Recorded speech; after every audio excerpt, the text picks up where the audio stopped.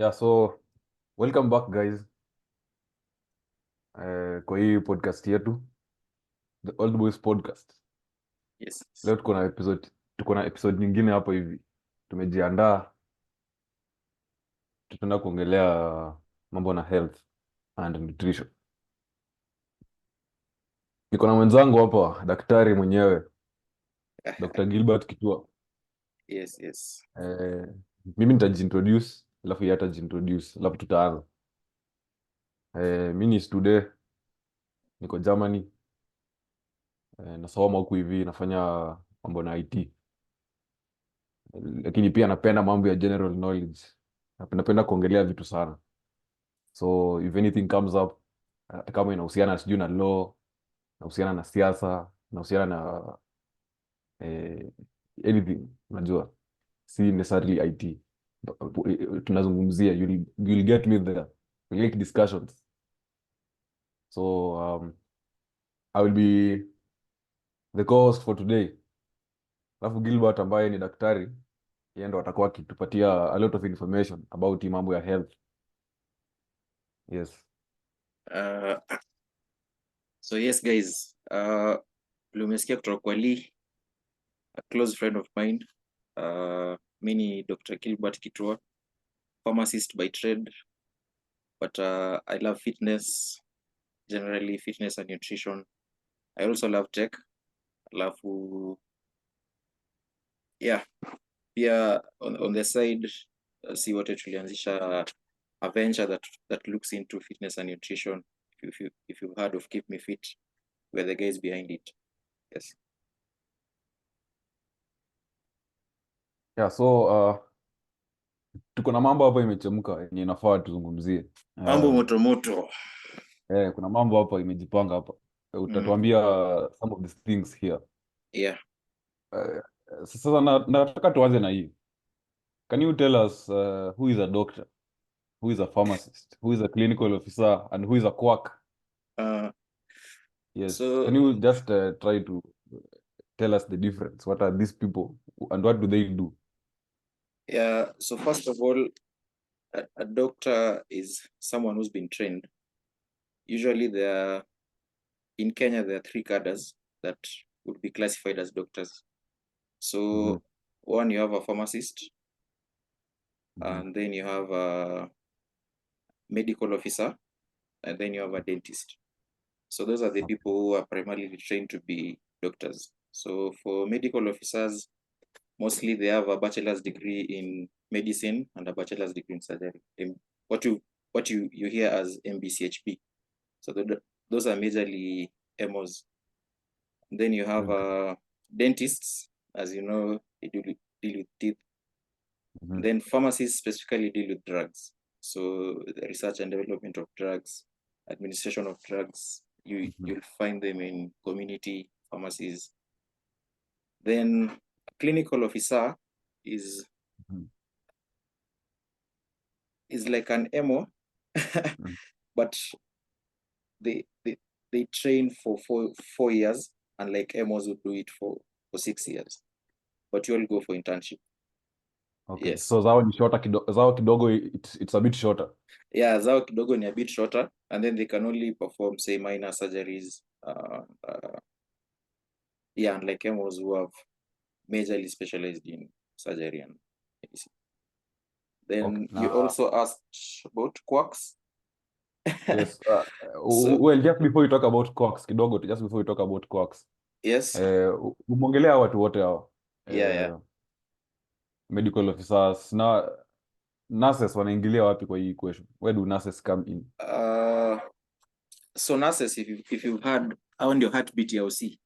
So without nurses, without nurses, generally you will not have a functional hospital.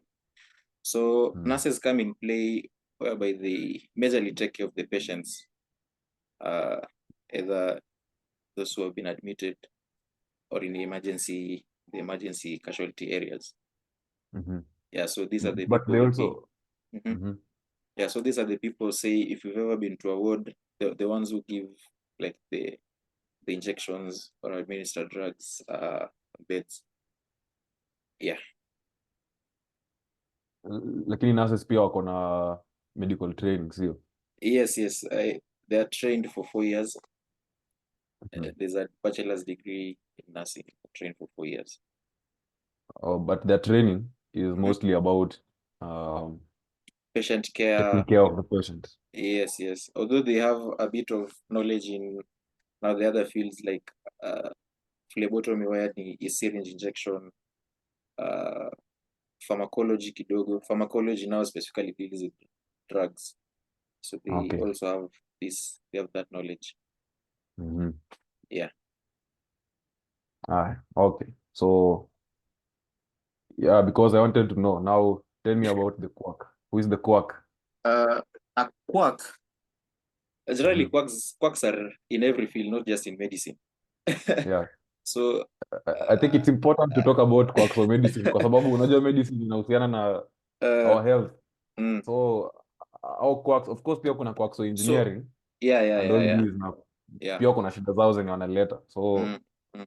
wa medicine sana sana. Tell me about quacks for medicine. So quacks for medicine ni watu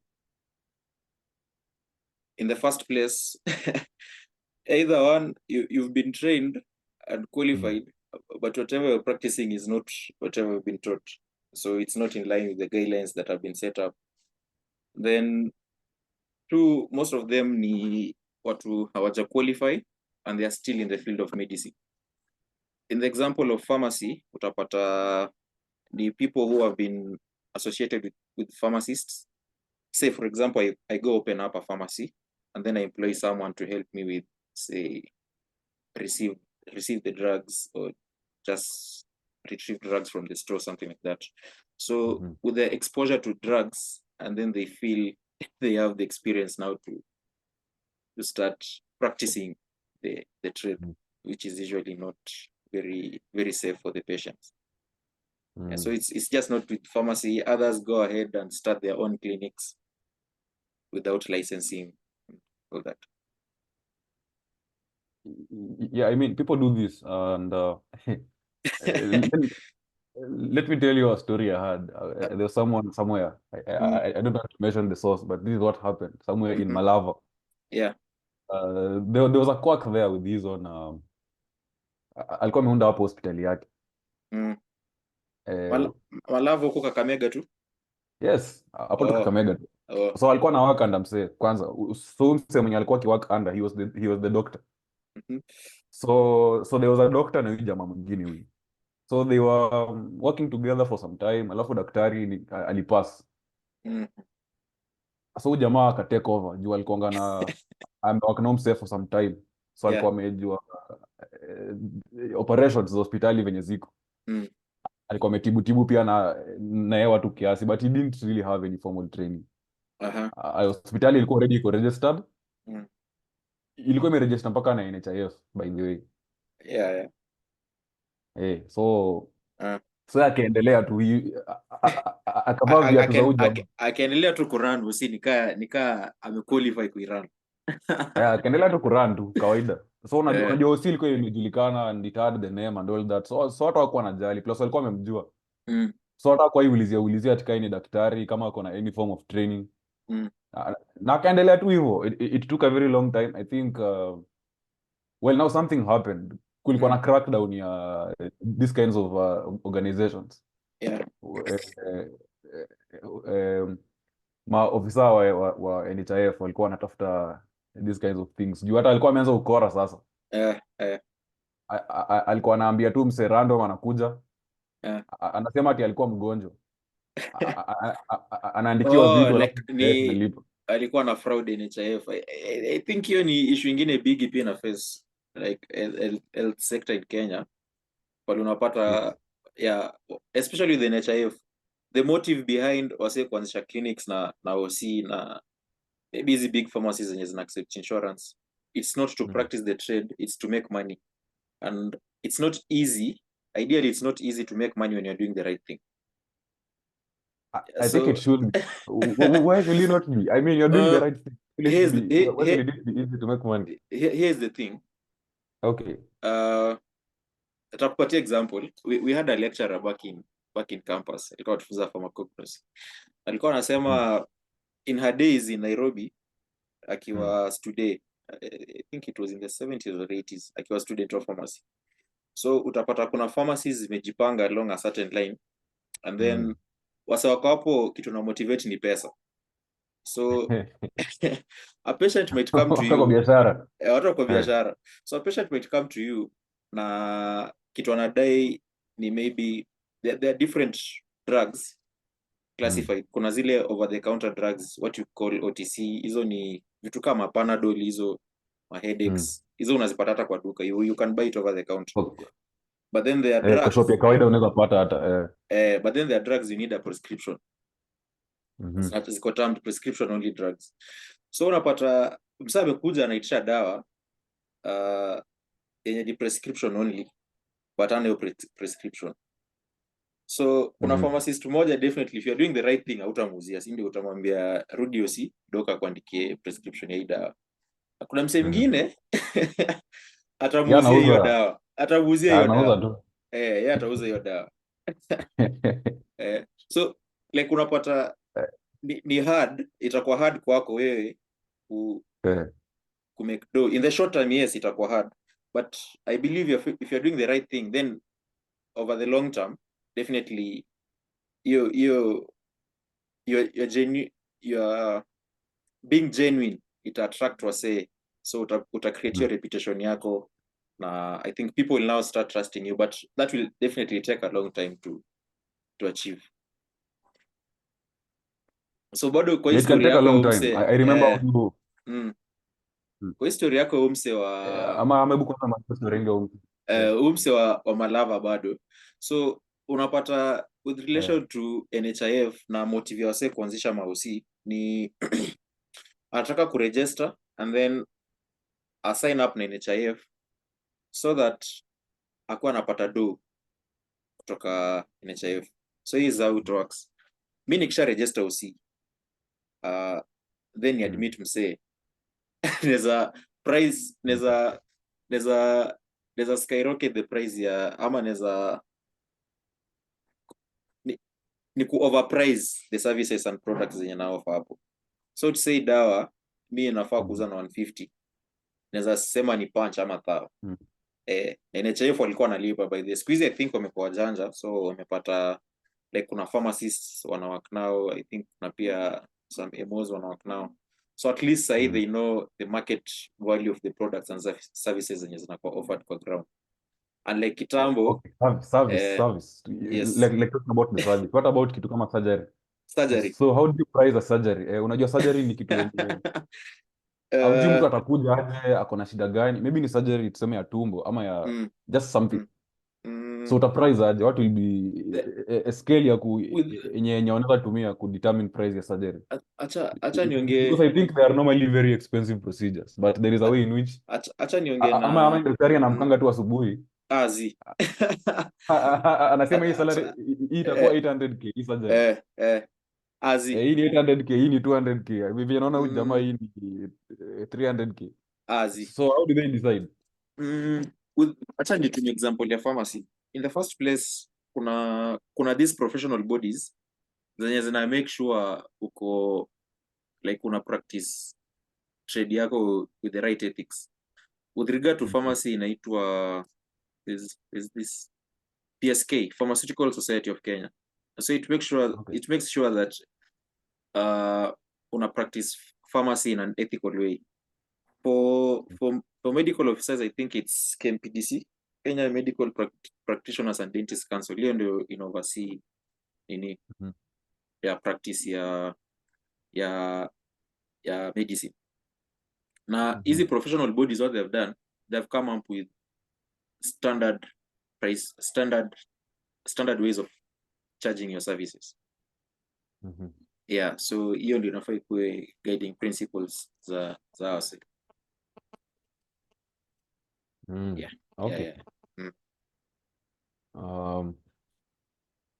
Well, actually hata nilikuwa nataka pia udefine there is somewhere tuna head actually. Kuna kitu inaitwa big pharma na ulikuwa umesema story na like these people are well, most of them are here to make money yes out of out of people. Unajua watu ndo wanaleta pesa, Mm-hmm. so they are there to make money out of people. Yeah. I know of people wenye wana Uh-huh. then mimi tangu niwajue they are always on drugs, si drugs ati pombe ama nini sijui, Nika like dawa za hospitali. subscription analipia kila Like month. mm, bana utafikiria ni subscription bana. Anamezanga alafu anameza tablets mingi. Mm, Kuna tablets kaa 6 hivi anameza twice a day or something, mm, mm, na zikiisha maybe tena anaendea zingine. mm, So is it that it's a perennial problem ambayo huyu jamaa ako nayo, ama ni hosi tu zinataka kuendelea ku make do out of huyu msee, wanampea. Kuna hizi vitu nasikia zinaitwa placebo, mm. so labda unaweza kuwa nampea tu mavitu Eh, siti zinamuaffect ama zinamtibu in any way, mm, but anazinunua na hao anataka tu ku make do. mm, mm, Sasa ndio nilikuwa pia nataka kuintroduce hii mambo ya big pharma because mm, najua inahusiana na hiyo, or mm, nashuku wewe ndio utatishow. mm, uh, why do people always have to swallow pills? Na I'm sure ni watu wengi wenye kwa hii situation, eh, they are always on pills for the longest time. mm, Na can there be a solution? Unajua mm, hatukuzaliwa tukiwe kwa hii dunia watu wa kumeza dawa. mm, You should generally just be healthy, unaona, ama unafaa kufanya vitu zenye zitakufanya uko healthy, unless maybe uko na kitu yenye ni genetic, uko mm, mm, predisposed already. mm. But ukipata the average person anameza madawa, then kuna problem mahali, either ni watu wenye wanatengeneza dawa, ama watu wenye wanauza, Ah, ama the people who are kuna taking these drugs ndo wako na shida. So kuna hii gani ni phrase, gani, mtu eleze. kuna hii phrase inasema cash is king. Sijui kama umesikia. Nimesikia cash is king. Cash is king. So in the first place, I think people in the big pharma industry ni wase wako out to make money. Yes, kuna vitu wamefanya zimesaidia wasee, but then kuna zingine tu outright, especially for non-communicable diseases ni ama lifestyle diseases, then you just feel wako hapo punda do. So big pharma in the first place ni ukiangalia market capitalization zao ni like hao ndio wana dominate kwa market cap, ni publicly traded companies. Most of Kama them gani na gani? ziko US. Kuna Eli Lilly, sijui kama umesikia ama ndio Eli. Eli Lilly, there's Novartis, kuna Sanofi, I think Sanofi is French, kuna Novo Nordisk, nimetaja Novartis, kuna Pfizer, Johnson and Pfizer, I Johnson. think. Umesikia Pfizer? Now we are starting to get familiar. Johnson and Johnson tumesikia bado, napaka Pfizer. Hizo ndio ideally. Kuna like 10 zenye zimedominate the market, na anywhere you go, anywhere in the world utapata dawa zao ziko kwa market. Kuna ingine tu inaitwa Merck, kuna GSK, kama umesikia GSK, GlaxoSmithKline. It's a UK company. Hata hii P500 hii Panadol hii, most likely hao ndio hutengeneza. Utapata kwa drug development process kuna different steps, so kuna definitely kuna research and development, usually kitambo ilikuwa na take anywhere between 10 to 20 years to come up na drugs.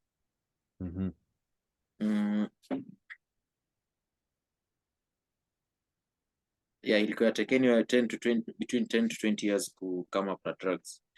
So unapata tukaa Panadol, actually Panadol ni brand name, the originator ya hiyo Panadol ni paracetamol ama acetaminophen. US wanaita acetaminophen, Kenya tunaita ama UK wanaita paracetamol. So unapata the first company yenye ilikama up na hiyo structure, hiyo molecule na plus additives zenye ziko ndani wali patent.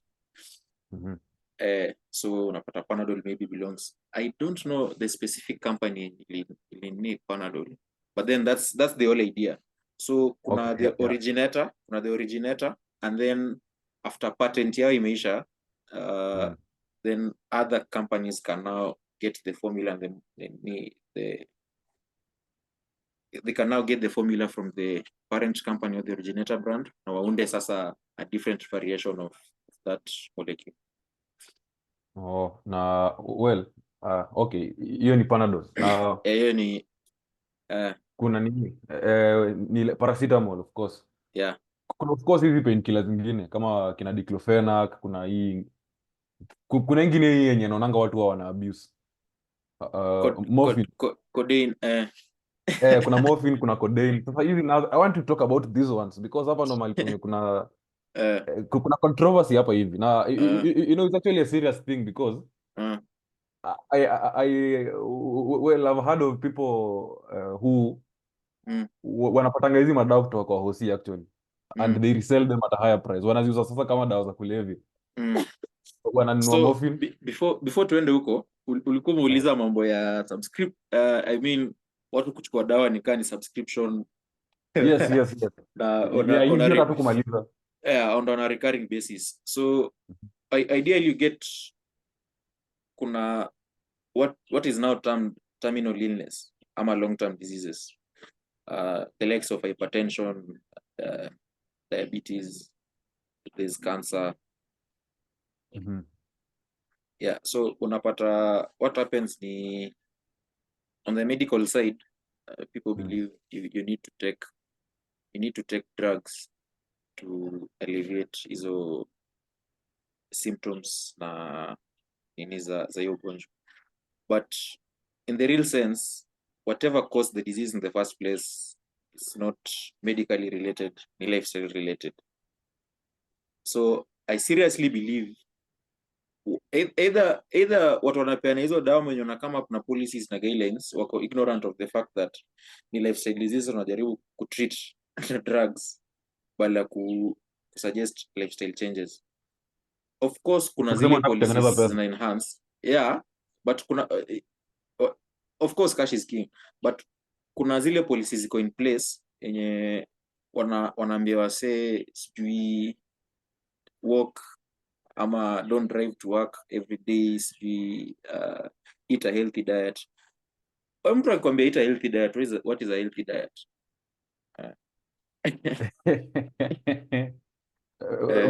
Balanced diet 3 meals a day. At eat a balanced diet 3 meals a day. Breakfast is the most important meal of the day. So balance, what is this balance? Umeweka kwa hii ya kupima hii ukapima ama so unaona ukijaribu kuambia wase hivyo then inakuwa tricky. I just believe not enough effort has been put to the sensitization of the public on proper and healthy living. For example, utapata the companies, for example, cereal companies yenye wana sell cereals zao ama the likes of wase wanauza mapizza na hizi fast food restaurants. Kunapata kwa market, hatusemi ni mbaya, of course you have to be smart. Hatusemi ni mbaya, but unapata like hao ndo wase pia other than big pharma, hao ndo wase wengine wenye wako like market cap zao ni crazy na ideally they are making money out of killing people. So like technically, if you analyze it, they are making money out of killing people. Yes. Like they make you sick. They make you sick and then send you to the hospital, and then big pharma takes over from there. Yeah, I remember nimekuwa nikidiscuss na wewe something before you podcast, nikikwambia venye only 1 out of 10 people will take action. Yeah. Yeah, the other 9 out of 10 ni watu watakaa tu, and it's that way by design. Like our 9 out of 10 ni watu wenye wanatengeneza economy. These are the spenders. Yeah. These are the people who go by the wave. Hawa ni watu wenye wanaambiwa vitu wanafanya. The loyal workers, wale watu wenye wanataka tu kuishi tu life. Yeah. Juu walizaliwa na watadedi. Conformists. Hao ni wana accept tu vitu vile ziko. Hawana pressure. Mbona ujisumbue? Hakuna story mingi. Mbona ujisumbue? So but unajua umesema ati like people are in this thing to make money out of you. Na being good doesn't really pay hivyo sana, There's especially in this there's field.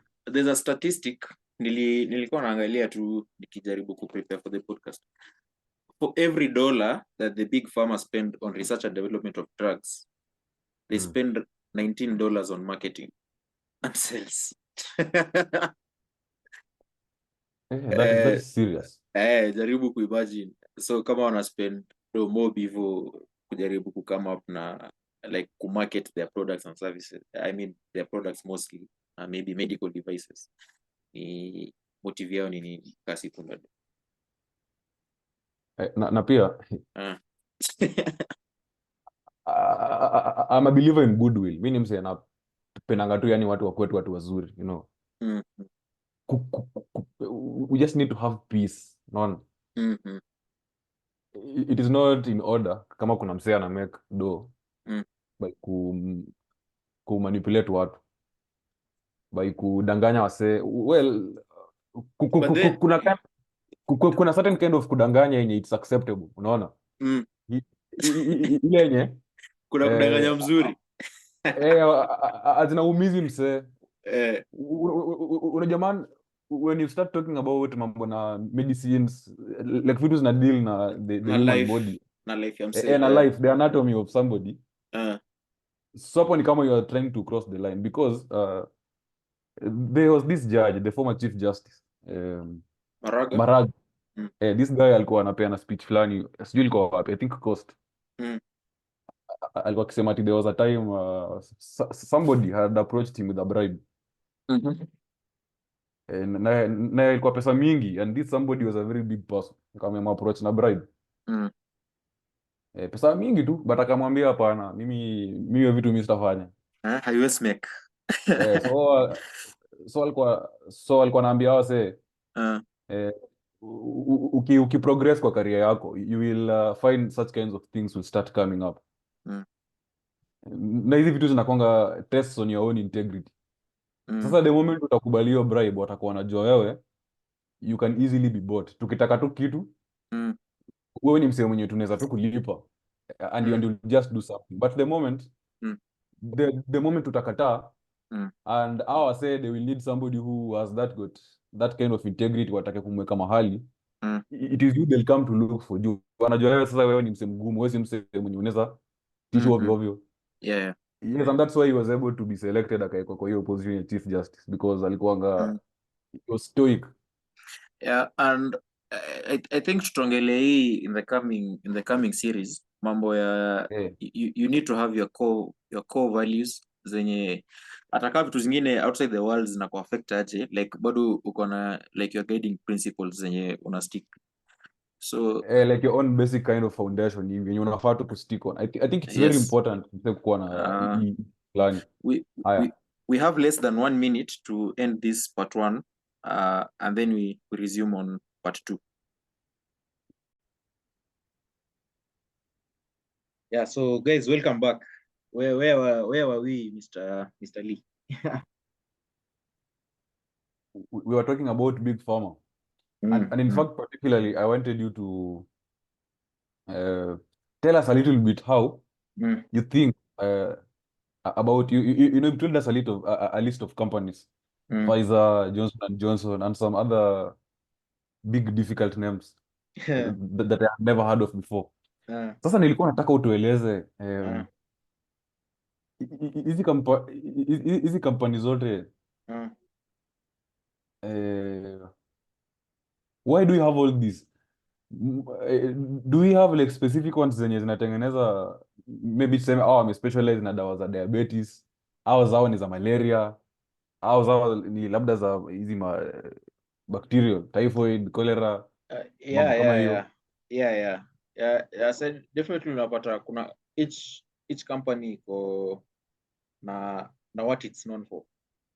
So unapata kuna zile ziko vile umesema, kuna zile zina focus on research ya drugs za cancers, kuna zingine zina focus kwa drugs za hypertension. For example, Kenya ukiangalia most antihypertensives ni from Novartis. So utapata kuna hizo specialization, and then kuna zingine zime specialize tu on medical devices. Medical devices ni vitu kama ma syringes, needles unapata usi. Yeah.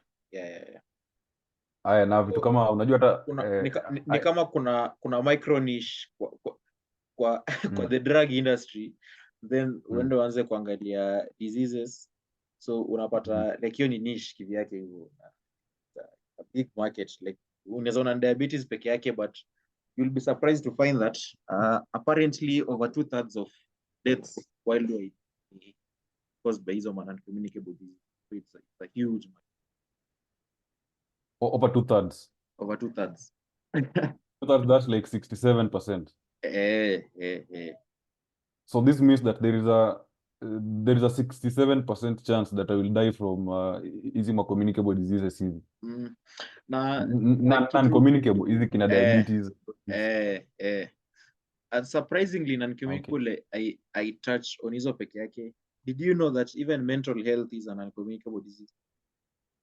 Yeah, because it's not well mental health is philosophically like it's communicable. Not really.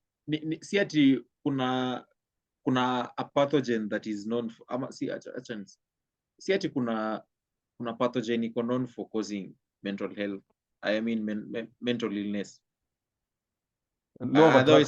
Otherwise kungekuwa na dawa. Sasa ndo nasema hiyo ni acha nisite self-inflicted. Kuna wase wengine iko driven by pia the social media platforms, and then you also live in a world of abundance, so unapata unakuwa bombarded na a lot of information at the same time, yenye na confused tu, so unaenda kwa stressed. Wewe najua umesoma kitabu inaitwa 48 Laws of Power. I know you've read that book. Kuna law moja inasema inafaa ujitenge na watu wenye wako unlucky. Avoid the unlucky. Sijui ni law ngapi, but kuna kitu kaa hiyo. Hiyo ni mambo na ukikaa na watu wenye always wako na mashida and all that, pia wewe zitakuwa affect.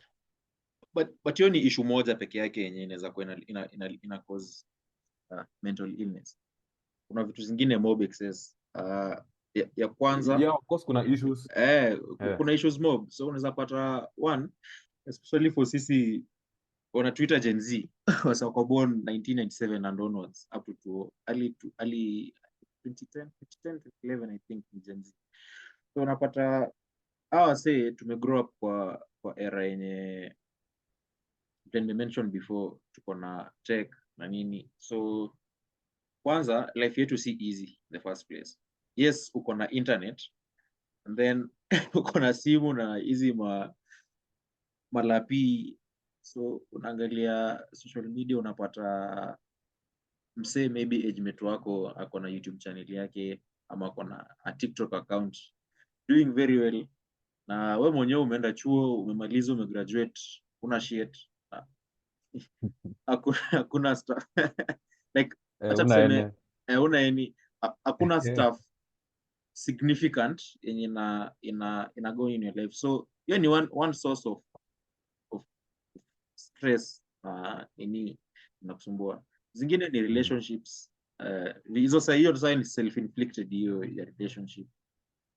I don't think especially as a man ukiwa young we're heavily invested in female relationships. Hiyo nyingine unapata unachezwa ama unatendwa na msee wako. Ingine inaweza kuwa ni family related issues, like unapata tu maybe home kuna issues hauko fiti tuseme na mzae sako stuff kai. Naweza kusumbua sana kwa sababu ni home, unafaa kurudi home anyway, lakini mzae kidogo mko na issues bana, unashangaa msee mbona nielewi bana. So vitu kai unapata ni stuff mobs zenye zinasoma mental health issues. So kuna wase definitely ukiwa na hiyo strong mentality, you can get out of it easily. Na kuna wengine tu like hiyo mental ya like hiyo mentality ya kufight, never giving up, like haiko kwao, so unapata wanaenda commit suicide kuingia drugs na vitu kama hizo. So a myriad of things in a cause mental illness. Road accidents pia na communicable diseases. So yeah, think of it, especially motorcycles sahi Kenya vile zimejaja, then I can confidently say over 90% of motorcyclists ni wase wa gender driving school ama hawana any formal training ya ride hizo vitu. Unapata hao ndio wase wa kwanza wana cause these accidents, na hao ndio wako affected most. So kama si death, unapata msana vujika mkono ama miguu. So hiyo pia ni burden for society in a way.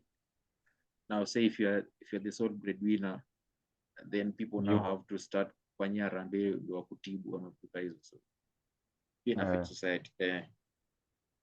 Unajua the funny thing ukisema hiyo story ya Manduthi, mimi tangu nikuje huku bana I think Nduthi nimeona in total lazipiti 5 na like zilikuwa Nduthi za watu ni Nduthi za watu tu personal tu, like anafanyia biashara yeah, ana move tu nayo ni Nduthi yake tu ya, it's like his own locomotive or her own locomotive.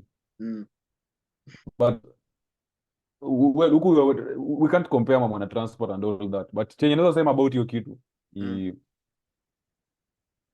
mimi sioni kama hiyo biashara ni sustainable kabisa.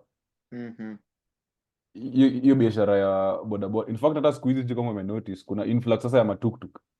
Yeah. Zimejaa. There was a time inaweza a personal experience. There was a time nilikuwa nikitoka job time fulani last year, na mimi nilikuwa natoka job late kitu 7 ndo sana naondokea Wera, na unajua 7 already ni magizani, so unatoka ni usiku umechoka, unataka tu kejani utulie. Aya, na place nilikuwa nafanya job hadi kejani kuna distance hivi kiasi, ilikuwa inabidi nipande either Nduthi ama tuktuk. Juu hizo ndo zilikuwa cost the cheapest. Sasa well, tuktuk ni much cheaper juu inabeba wase wengi, so anakulipisha at least kitu substantial. Sasa kuna time nimeingia kwa tuktuk bwana, nilikuwa na colleague wangu, tulikuwa tunatoka naye kama almost the same place, lakini mbio anafuata ndai mbio, Nduthi ikipita anafuata Nduthi hivi, unaona. Alafu tena kitu kingine jamaa nilinotice alikuwa na stench ya TI. Like alikuwa amekata. Alikuwa ametoka tu kupiga shot hiyo time, like kuna stench yenye unaweza jua akona perfume yake umseni kama alikuwa amekata before kitambo kidogo, like 3 hours ago. So ndio ni kama ameanza kuwa soba, kuna stench fulani, lakini hiyo yenye huyo msee alikuwa nayo bado iko fresh. Alikuwa ametoka tu kupiga shot hiyo time tu ndo akaingia kwa tuktuk. And it didn't happen. Kuna nakwambianga vitu kama don't drink and drive, unaona. Lazima kuwa alert. You should be alert on the road. Kasi wewe mwenyewe even if you don't care about your own life, wewe mwenyewe labda you want to risk your own life, una risk pia life ya mtu mwingine mwenye yeye alikuwa ameenda religious for driving school una risk hadi life ya pedestrians wenye unatembea kwa road, you are a threat to everyone now. Sasa now that we kwa something public kama barabara, alafu pia the same spirit of wase unruly na wasawana hiyo road discipline, unapata for example recently Kakamega, I think ilikuwa late 2018 2019 wakifungua hii dual carriage ya kuna double lanes, alafu so unapata ni one way so siku hizo unapata wasa wa Nduthi hata wasa wa tuktuk saa zingine wako confidently on the wrong side of the road, na hadi wanakugombanisha wewe mse uko on the right side.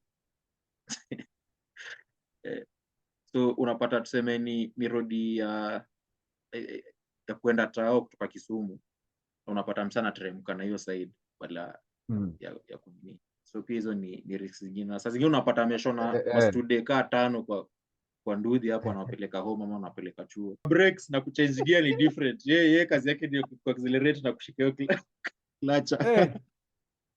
Alafu pia tena bado kuna issue nyingine tena. Before tuende next. Unajua kwa nini kuna high influx of tuk-tuks na motorbikes kwa barabara sasa hivi? mi naweza kuambia ni government policy. Mm. The government has made it easier Aha. kuweza like imefacilitate, kwa sababu unajua mbona Mm. ni employment opportunities. Wase wanabeba watu wanapata do, Mm. so they can't really restrict that. Hata kama wanajua hawana license, But these people are making money out of it. Kenya tuna suffer in the first place juu ya we are not as productive as say vile tulikuwa kitambo. Sasa exports zetu hata sidhani ni significant. I think ni flowers na coffee. Coffee exports zimereduce. So kitu ina happen ni wase wanauza motorbikes. Ni same story na lipa polepole. So unapata wase wanauza motorbikes na tuktuk, so wameleta hii stuff ya lipa mdogo mdogo. Like unaendea motorbike, unaendea motorbike. So sahi ku access motorbike ni rahisi. Unaenda na tenga 5, unapewa motorbike, alafu unaambiwa unalipa say 500 per day for the next year. In one way hiyo ni wizi, because ukicalculate down unaenda by the time unamaliza kulipa utapata nduthi ya 90k 20k kai imeenda sana. By the time unamaliza kulipa ni 180 ama 200k. So wasa wanakuibia. Then most of the time utapata before hata umalize kulipa nduthi yenyewe inahitaji servicing. Kuna risk ya theft juu pia hapo ndo kuna the highest number of theft incidences, accidents. Pia like mwenyewe unafaa ukule, uko na familia yako, unafaa all that. So unapata ni opportunity ya wase wanauza hizi vitu ku exploit the youth. Aya, pia kuna kitu unajua, ni kitu nimekuwa nikiona kitake place Ocha. Hii ni stuff hata I think it's not talked about as much.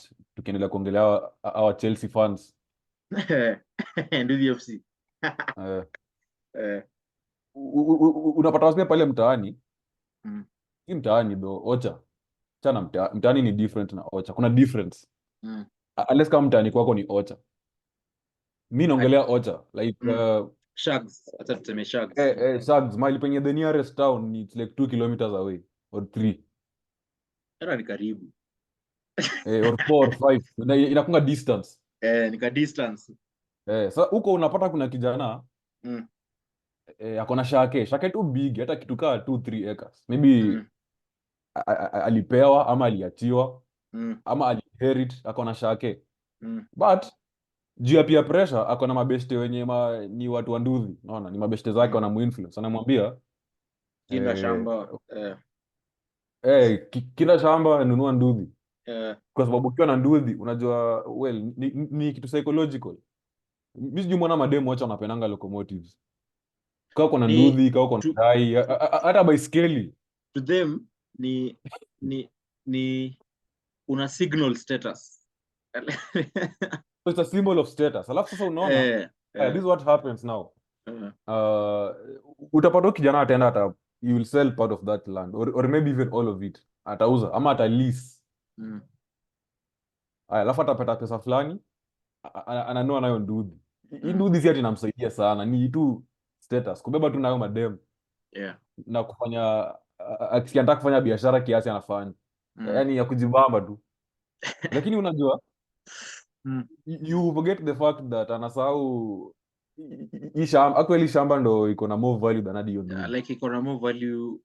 Sahi by then rainy season huku nini Kakamega.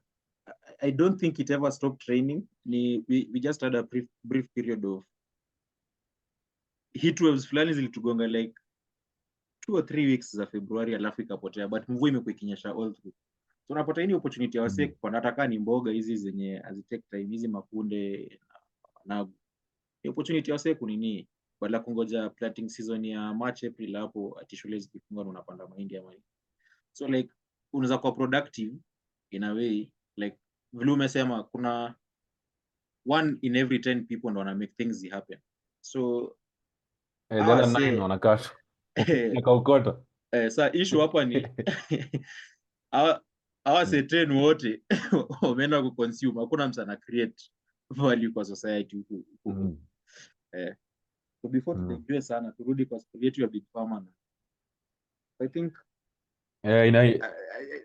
but it was necessary. It was necessary kuongelea mambo ya non-communicable diseases na ku expound to like fungua kile wase kujua kusema non-communicable diseases ama lifestyle diseases ni kitu wewe like in arise mostly from una choose kuishi and not necessarily medical. Yeah. Nutrition well, just before you go to nutrition, so somewhere along that rabbit hole, somewhere along that road, nilikumbuka kitu. Kuna kitu inaitwa radiotherapy. Alafu kuna x-ray. Unajua x-ray hizi zinatumika kuangalia kama msee ameumia, amekuwa na fracture ama dislocation, atapigwa x-ray ama MRI kuweza kujua like shida yenyewe iko wapi, ndani ya mfupa ama kitu kama internal. Kuna hiyo then kuna radiotherapy. Na radiotherapy mostly hutumika kwa cancers. Kwa cancer patients kujaribu of course kuna chemotherapy, but hiyo sitaki to dwell on sana. Unajua nataka before tuende unajua chemotherapy hata ukikuwa mgonjwa umeza dawa za malaria, unajua ni chemotherapy. Juu anyway ni chemicals sawa. Ni hivyo si ati okay sawa. Inakata mbigi yenye wasi wako na cancer peke yake ndio anapewa chemotherapy. So ukimeza dawa hiyo ni chemotherapy. Chemical therapy. So okay.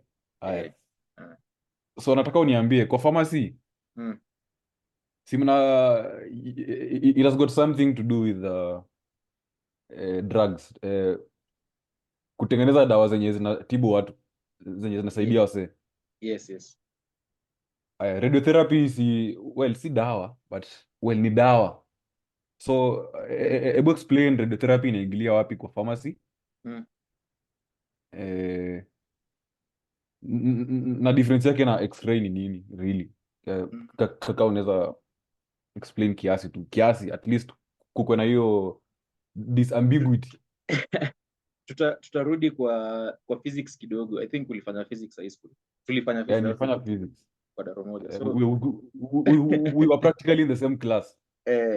So ukiangalia kwa inaitwa electromagnetic spectrum. Unatoka kwa vile kwa imejipanga either ni from radiation ya low wavelengths to ile ya inakwanga long wavelengths to short wavelengths. So zile za short wavelengths unaanza kupata ma x-ray, radio, micro, infrared, visible light. Wewe najua hizi vitu bwana. I remember them very well. Ndio hizo, very nice. Ultraviolet, alafu x-ray na gamma. So unapata for MRI inatumia principle inaitwa magnetic.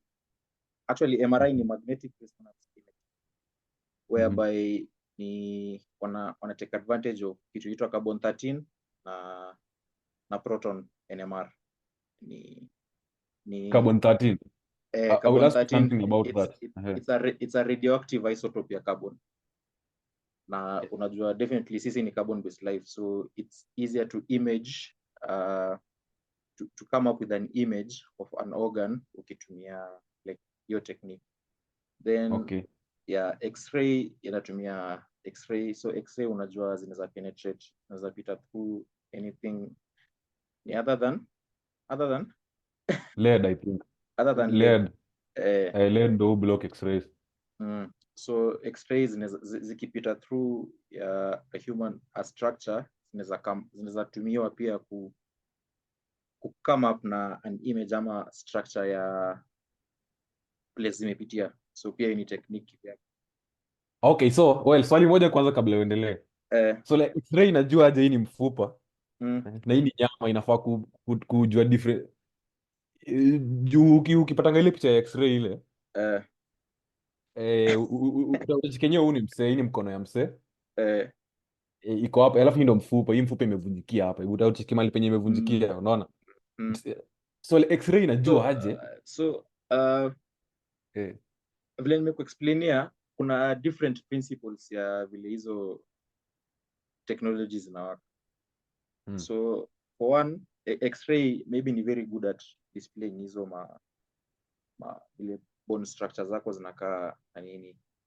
Then kuna mse anaitwa radiologist So hao ndio wase wameivia. So for example, to a normal eye, hata mseka mimi, when it comes to radiology na nini, sina ile expertise ya kuweza differentiate. Yes, neza ona difference kidogo, but kuna mse amesoma 4 years akistudy hizo images, so unapata Yes, easier najua for venye hizi them. vitu zinawaka. Itakuwa easier for them ku identify pali kuna issue, ama acha niseme tu issue, but pali kuna hizo okay, this is what I can say about that. as Juu iko similar na chenye mimi nafanya. Unajua mimi nafanya AI sahi. Na it's all about comp. But you feel ni broad. There are so many applications. I mean, it's endless. Applications ziko endless. Sasa there is one particular application ya kuna kitu inaitwa signal intelligence, SIGINT. Signal intelligence, mahali penye mna analyze signals. Unajua sahi kwa hewa there are so many signals passing through, the Wi-Fi, the Bluetooth, the simu. I mean, so much is going on around you sahi. Just that you can't see it. The only wavelength ambayo unaweza ona, it's visible light.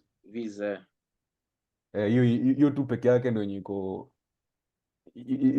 ndio yenye macho yako iko capable of seeing, ama senses zako ziko capable of perceiving that. Sasa hizi zingine ziko either ziko very low frequency or just too high, so as you can notice. The reason why unaweza ona hiyo picha ya mfupa, kuna kitu inaitwa interference. Unajua hizi waves huwa zinakuanga na interference zikimit barriers. Kuna venye frequency yake itachange kiasi because ina move through a different medium. Ni kama tu si unakumbuka story ya refraction. Like ikimove through a different medium itakaa imebend kidogo. So it is sort of the same principle. Hii inatumia kwa concept ya communication too, but najua it's the same way. Ni the same principle, so it's the same thing. The first principles ni same, then application unaweza extrapolate. So maybe waka specialize on X-rays. Hizi sando zina they sort of compartmentalized it. X-rays surprisingly inatumika hata kwa structures kuangalia integrity ya tuseme water transport systems ama hiyo ni, so like unaweza X-ray kuangalia kama kuna cracks ama kuna any leakages, so kuna applications mingi kutafuta defects huko hivyo ndani. Na unajua nilikuwa nimeona pia hata before nikuje kwa hii concept, hata tu please allow me, niko na aje kuongelea hii stuff kidogo tu, just allow me for very short time. Ongelea, alafu ilikuwa nikuulize does 5G cause cancer? Sawa. Hiyo tunakuja hapo, but pia mimi nitakupea like insight kidogo what I think of radiation. So kwa mambo ya interference, venye x-ray inakupea picha juu ikipita kwa flesh itakuwa na different kind of interference ni ikipita kwa bone. So itakuwa refracted differently, ndio maana hiyo image itatokea. Juu kuna body composition ya flesh na bone ni very different. Yeah, exact. Bone iko made up of this calcium stuff and mostly ni kasi miti. So itakuwa refracted different. I think that is the principle. I'm not sure. I'm not a radiologist. But I tend to imagine that is the concept. Yeah, that's the concept. Okay. On to 5G. 5G does not cause cancer. That is one thing that you should know. It causes cancer.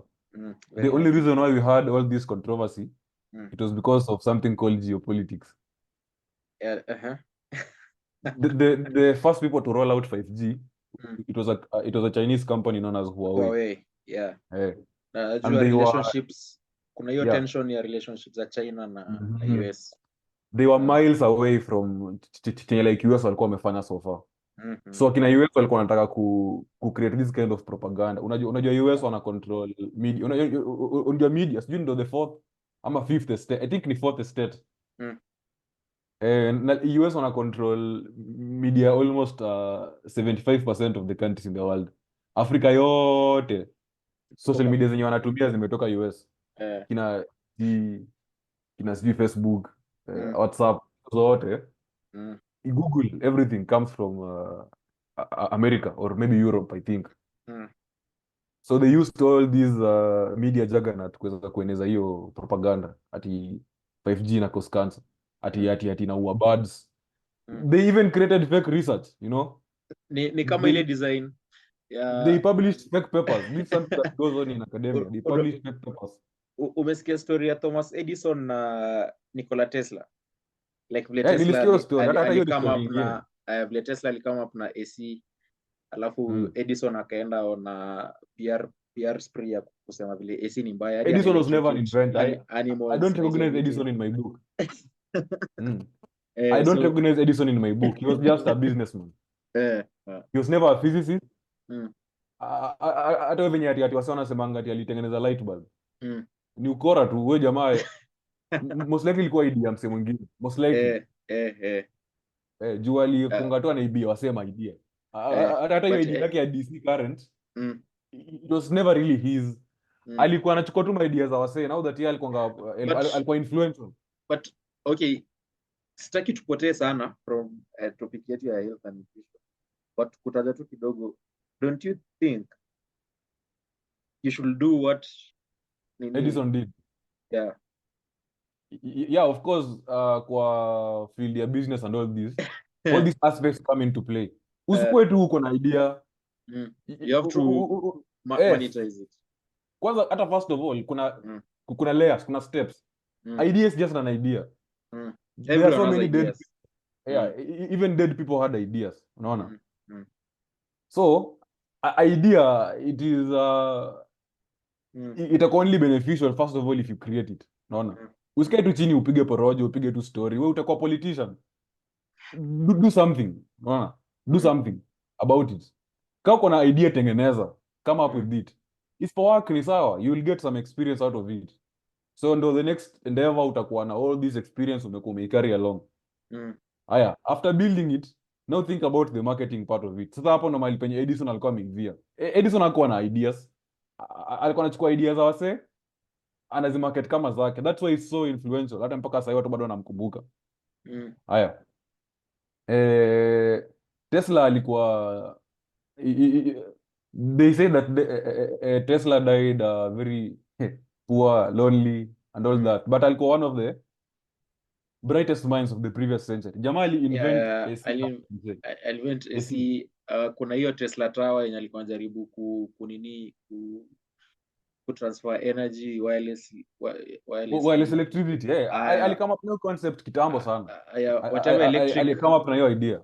Whatever electric vehicles natumia sahi, like the electric motor, yote ni Tesla. I think he had a lot of patents. Induction motor.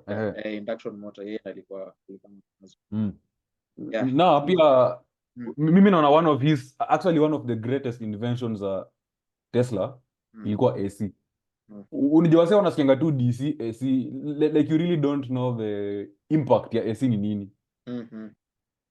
Unajua DC, you can only use DC kwa like charge ya simu ama maybe kwa ukicharge lapi.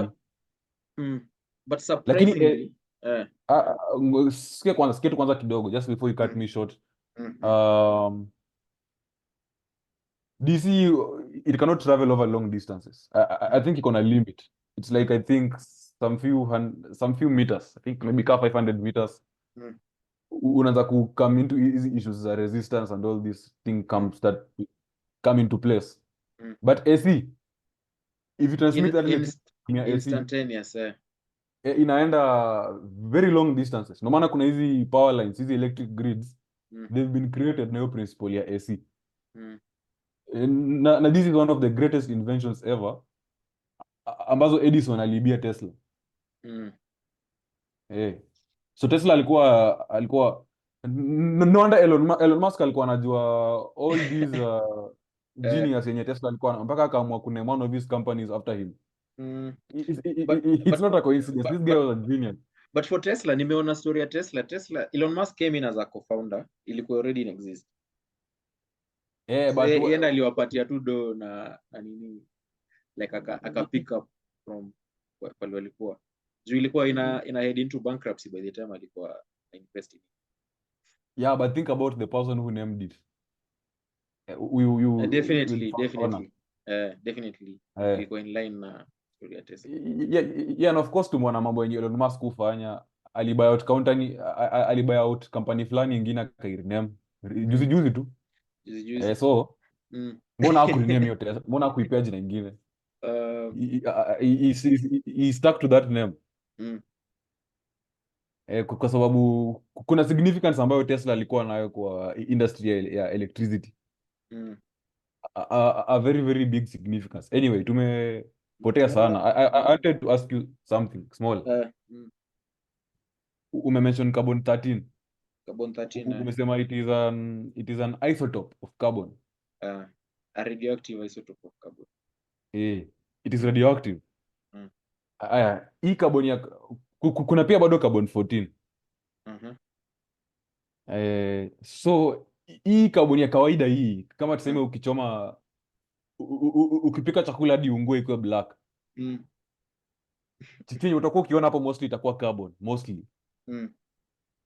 So hii carbon ni gani? Is it also radioactive ama the difference why the reason why carbon 13 radioactive ni juu kuna an extra, is it electron or proton? Kuna an extra proton in the nucleus that can jump between states. Kuna hiyo energy levels, hiyo the electronic configuration. Unakumbuka inaitwa sp hybridization hizo kuna S energy levels na P energy levels, ukisonga hivyo hadi kuna D na E huko mbele. So unapata carbon 13 hiyo electron yake ni za jump kwa ni P kwa the P energy levels. So by that alone then it is an active form of carbon. Ndio maana inaweza niniwa. Umemention kitu kingine, radioactivity. Utaka tuende huko ama to live for later. Mimi sijiona aje. Mimi naona inafaa tuongelee kidogo tu. Kiasi tu. Yeah, so welcome guys. On to the next thing. This is part 3. I think we are going to tackle nutrition majorly. Yes. Yeah. So on to the next thing. I wanted to ask you, can you please define the word nutrition? Hii nutrition hii unasikianga kila mahali, watu wanasema nutrition. Nutrition hii ni nini? Sijui fat, kule balanced diet. Sijui carbohydrates. What is all this? Kuna vitu mingi sana wametujazia kwa ma advertisements. The simplest explanation ya nutrition would be eating a healthy and balanced diet. But then we can kwa the nuances, then itakuwa taking in nutrients that will help your body function properly. And when it comes to nutrients, then there are two general groups of nutrients zenye ziko. There can be macronutrients, macro, and then there's micronutrients. Majorly for macronutrients, we have 3 groups of macronutrients. I think you know them. There's the carbohydrates, commonly carbs. Then there's the proteins. Then there's fat. So those are the macronutrients. And then you come to micronutrients. These are mostly minerals. So tutakuja kwa salt, that is sodium chloride. Utakuja kwa electrolytes. Electrolytes ni vitu sasa kama kina potassium. Bado sodium electrolyte ikiwa kando, chloride electrolyte kivyake, calcium, magnesium, selenium, hizo vitu zote sasa. Like ukiziweka zote pamoja, hizo ndio vitu unahitaji ku live a healthy life. But then still on on nutrition, kuna Mhm. the choice of food determine how healthy you live. For example, unlike the common belief that fat makes you fat, it's carbs that make you fat. So Mhm. So fat it, doesn't make you fat. yeah, fat doesn't make you fat. Even actually, Mhm. ukiangalia the biochemistry of it, that is the first principles ya metabolism ya fat proteins. Utapata fat as a source of fuel is more efficient compared to carbs and proteins, in that for 1 gram of fat, you will generate 9 Mhm. calories or 9 kilocalories of energy. But then when it Mhm. comes to protein Mhm. and carbs, you'll find that for 1 gram of protein, Carbohydrates. yeah, of protein and carbs, you'll generate 4 kilocalories or 4 calories. So So it's like as a source of it's more fuel, than twice as much. Yeah, it's more than twice as much for the yeah. same amount. And then also to break down and generate generate the energy from fat, you need more energy compared to the energy you need to To break down carbohydrates. break down carbohydrates. So and the So body. just before you continue, so it makes sense to eat more fat and less carbohydrates. Ideally, if you want to live a healthy lifestyle, because carbs, unless you are into high performance and sports and athletics, if you want to maintain a healthy and normal weight, or say if you just want to, especially if you want to lose weight, then reducing or eliminating carbs, you can't really eliminate, you can just reduce. Reducing carbs then makes more sense if you want to live a normal and healthy life. Okay. Yeah. And Talking about fat. surprisingly, carbs are converted to fat. So here's how it works. Yeah, You take in carbs, then the body will release insulin. So then insulin either promotes the uptake of sugar, that is glucose, by the cells, and if the energy stores in the cells are full, then it facilitates conversion of glucose to glycogen, which is majorly stored in the liver or muscle fibers. But then we have limited stores of glycogen, and generally any glycogen stores you have will last you anywhere between 24 to 48 hours. So once you fill up the glycogen stores, then the next option is for the body to convert the excess calories into fat. So that's when you get this fat being, and the reason why people gain weight, especially along the abdominal region, is because that's the first place your body will start storing fat. And then essentially, if you keep on taking in an excess of calories, the fat will now be stored around organs, which is now visceral fat, even under the skin. Okay. Yeah. So from my inference, from what you've just said is that carbs are the ones that will make you fat. Yes, carbs will more likely make you fat. And then something else is, it's very hard for you to get satisfied when taking in carbs compared to when taking in protein and fat. Say, for example, Why? Satiety, the satiety you get from taking in carbs ni lower compared to proteins na fat. Acha nikupe example. Tatumia pizza ama mkate tu ya kawaida. You can easily wolf down a loaf of bread na usifeel kitu. Mimi nilikuwa nafanya hivyo campus. Na usifeel kitu. But nyama, hata tuseme nusu kilo, utakula na utaifeel.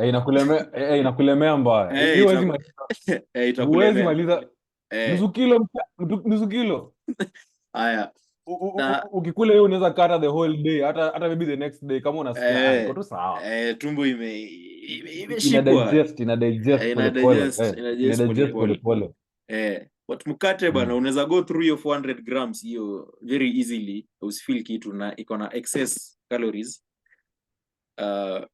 yenye uhitaji kwanza, unless nimesema, unless uko into sports na high performance activities, then you'll need definitely a special diet for that. For your specific type of sporting activity. Yes. Okay. There is something called ketosis. There's something called ketone bodies. You can talk more about that. I know you have all this knowledge. I've been doing research around that area.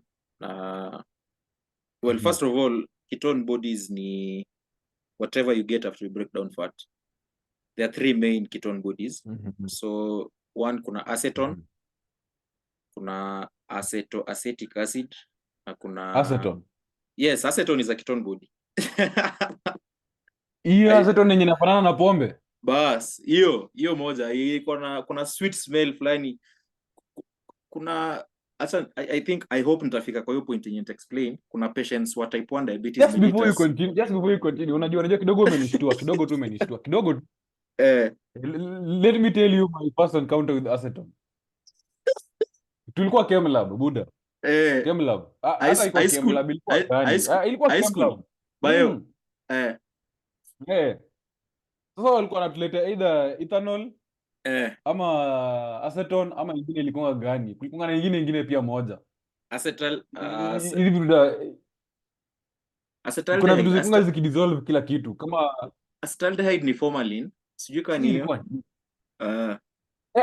Formalin. Bas, exactly. Lakini formalin formalin inatumikanga kwa formalin kwa mambo na kwa mochari and all this.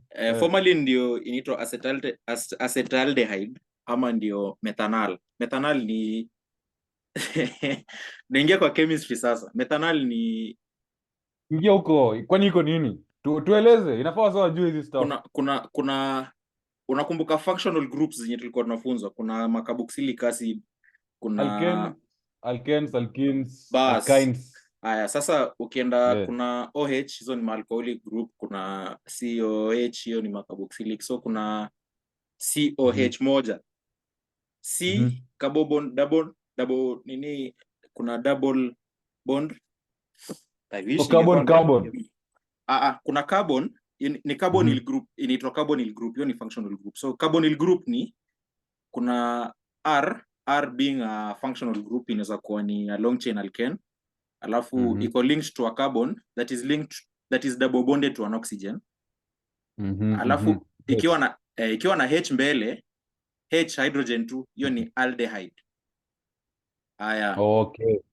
Ukikuja uweke R being a hiyo long chain alkane, alafu carbon double bonded to oxygen na R ingine mbele, hiyo ni ketone. So inakuwa inakuja inakuwa ketone, but sasa hapo ndo acetone inakaa mini.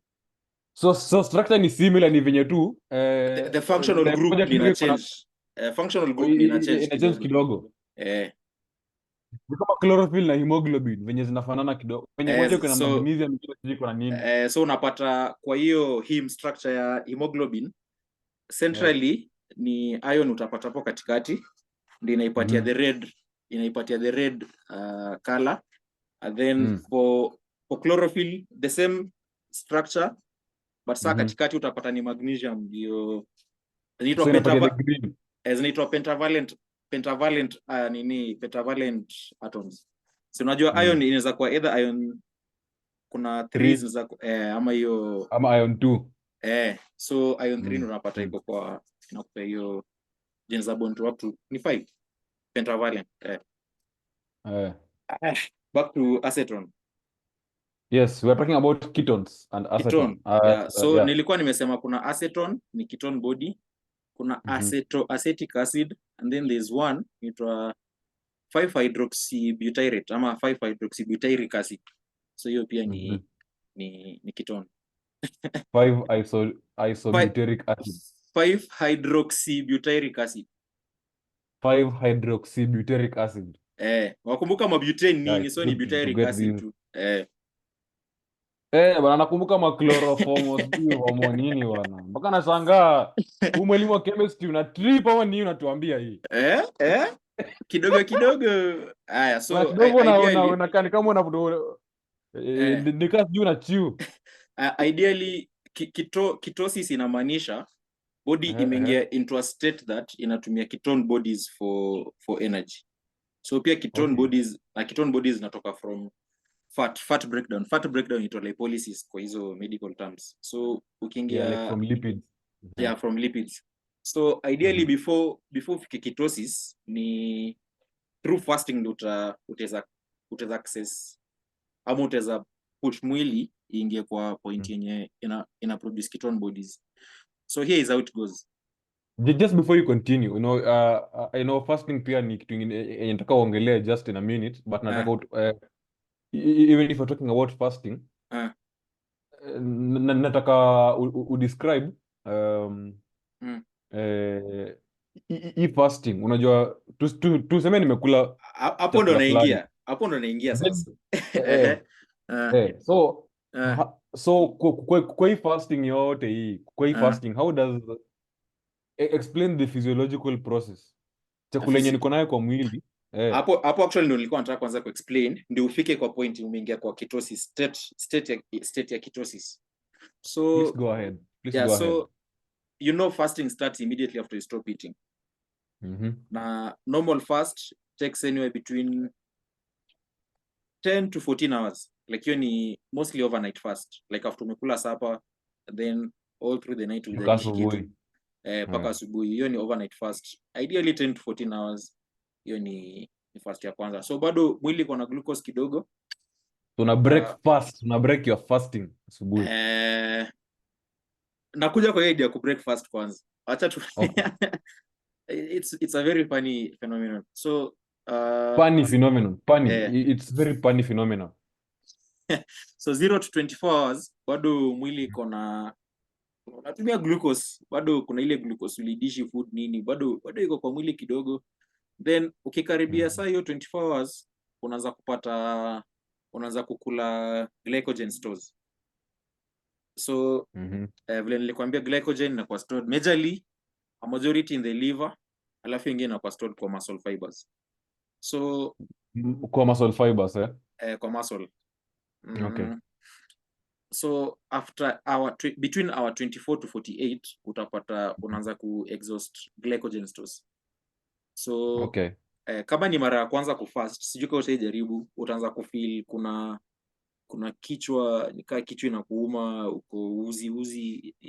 Yeah, me fast after 48 hours. So ideally I do it. I mean by the time umeanza ku process glycogen, then pia mwili inaanza ku recruit fat kidogo as a source of fuel. So the primary source of fuel ni glucose, then glycogen inakuwa broken down to glucose by release of glucagon. Hiyo I think unajua from biology. So bado ni glucose tu. Then ukishaanza kupita 36 48 hours hapo kidogo. Like don't assume that wase wanajua hii mambo yote ya ku break down glucagon, glycogen to glucose. Yes, don't assume that everyone knows these things. Kwa sababu najua kuna wase walikuwa wanazijua but wakasahau. Kuna wase wajui completely but ina affect, unaona? So unafaa ku explain. Nilikuwa nimeexplain ukikula food kwanza carbs, kuna simple na complex carbs. Simple carbs ni hizo zenye umejua, kina sucrose, fructose nini. Ma complex carbs ni kina beans. Unajua bean ni complex carb. Binary ni carbohydrate. It's more of a carbohydrate than a protein. So unapata ni hizo ndo zilikuwa zinaitwa ma disaccharides na ma polysaccharides.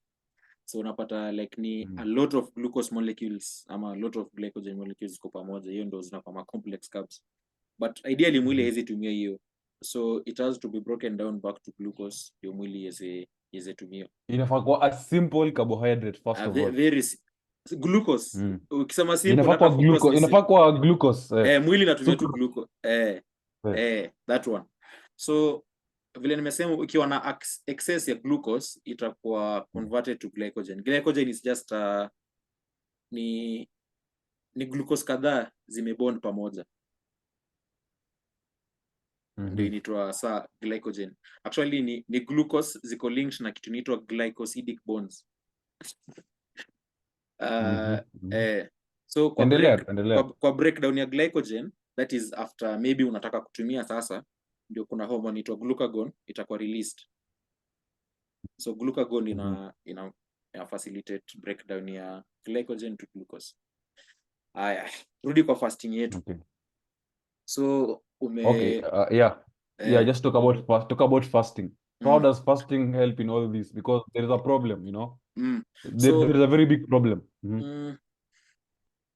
With fasting, so tulikuwa tumefika our between 36 to 48. So unaweza kurecruit sasa fat ikuwe broken down to produce energy.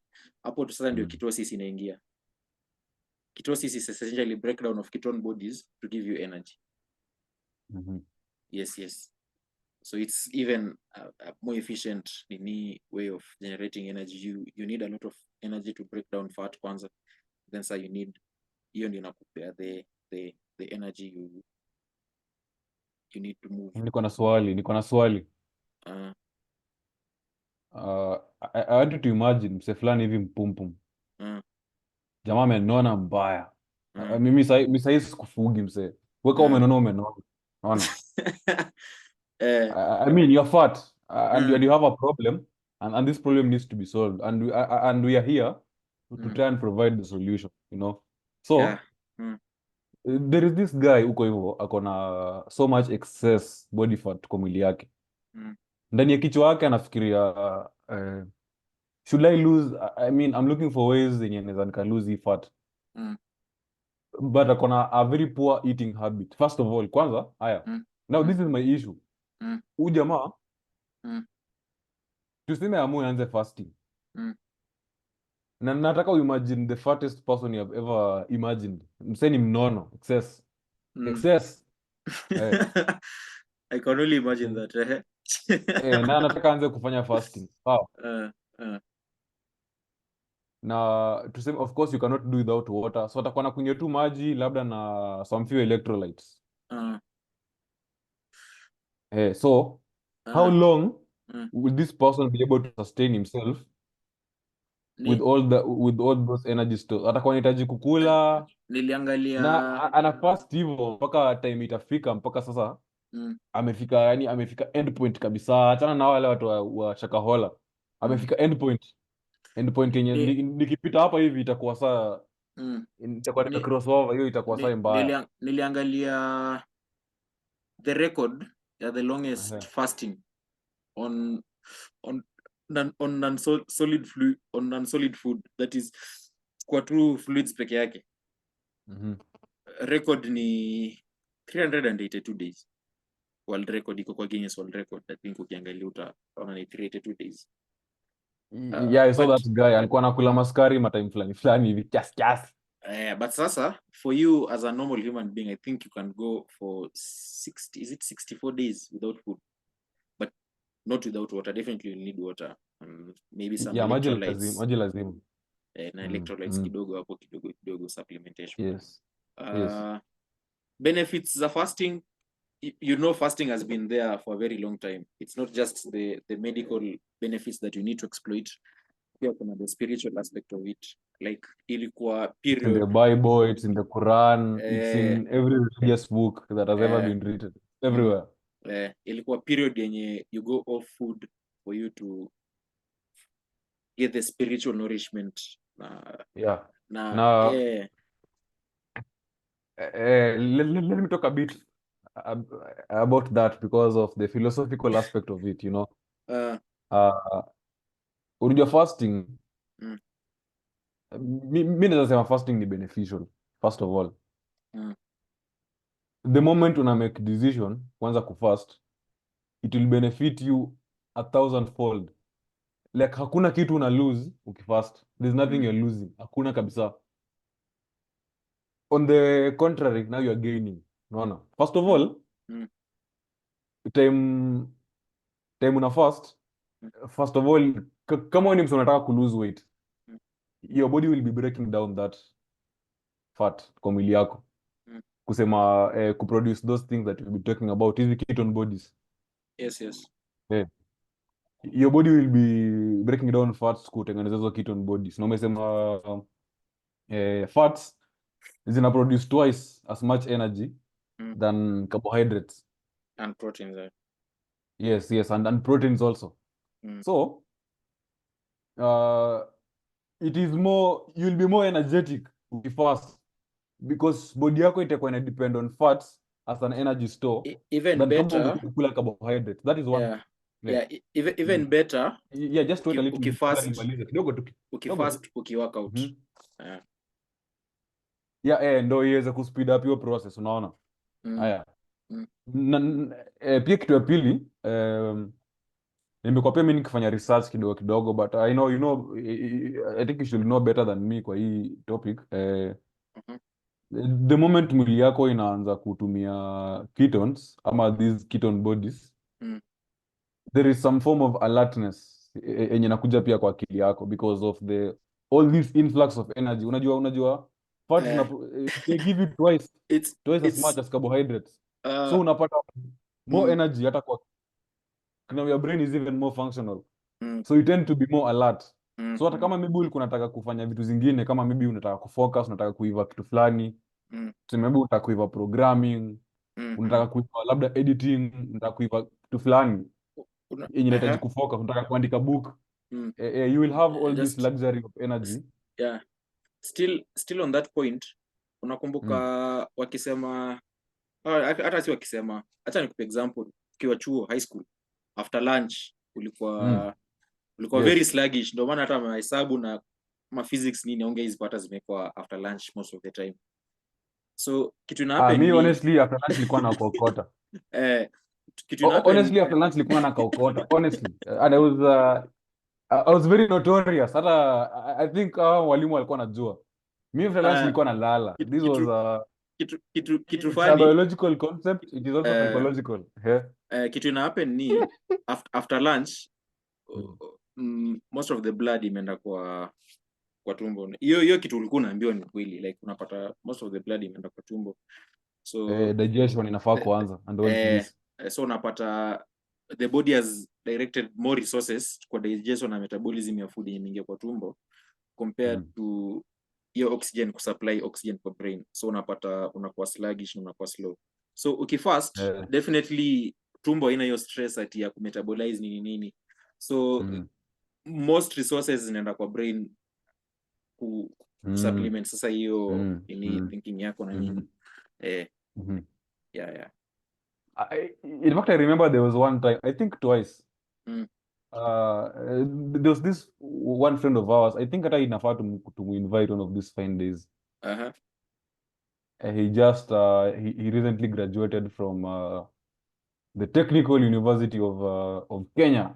Wise man, wise IC. Exactly.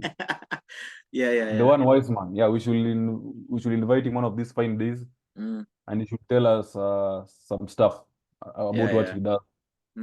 This guy, naweza kwambia, he was very religious. He still is, by the way. He still is. He even advises me, sends me some biblical and he's one of the most religious people that I know to date.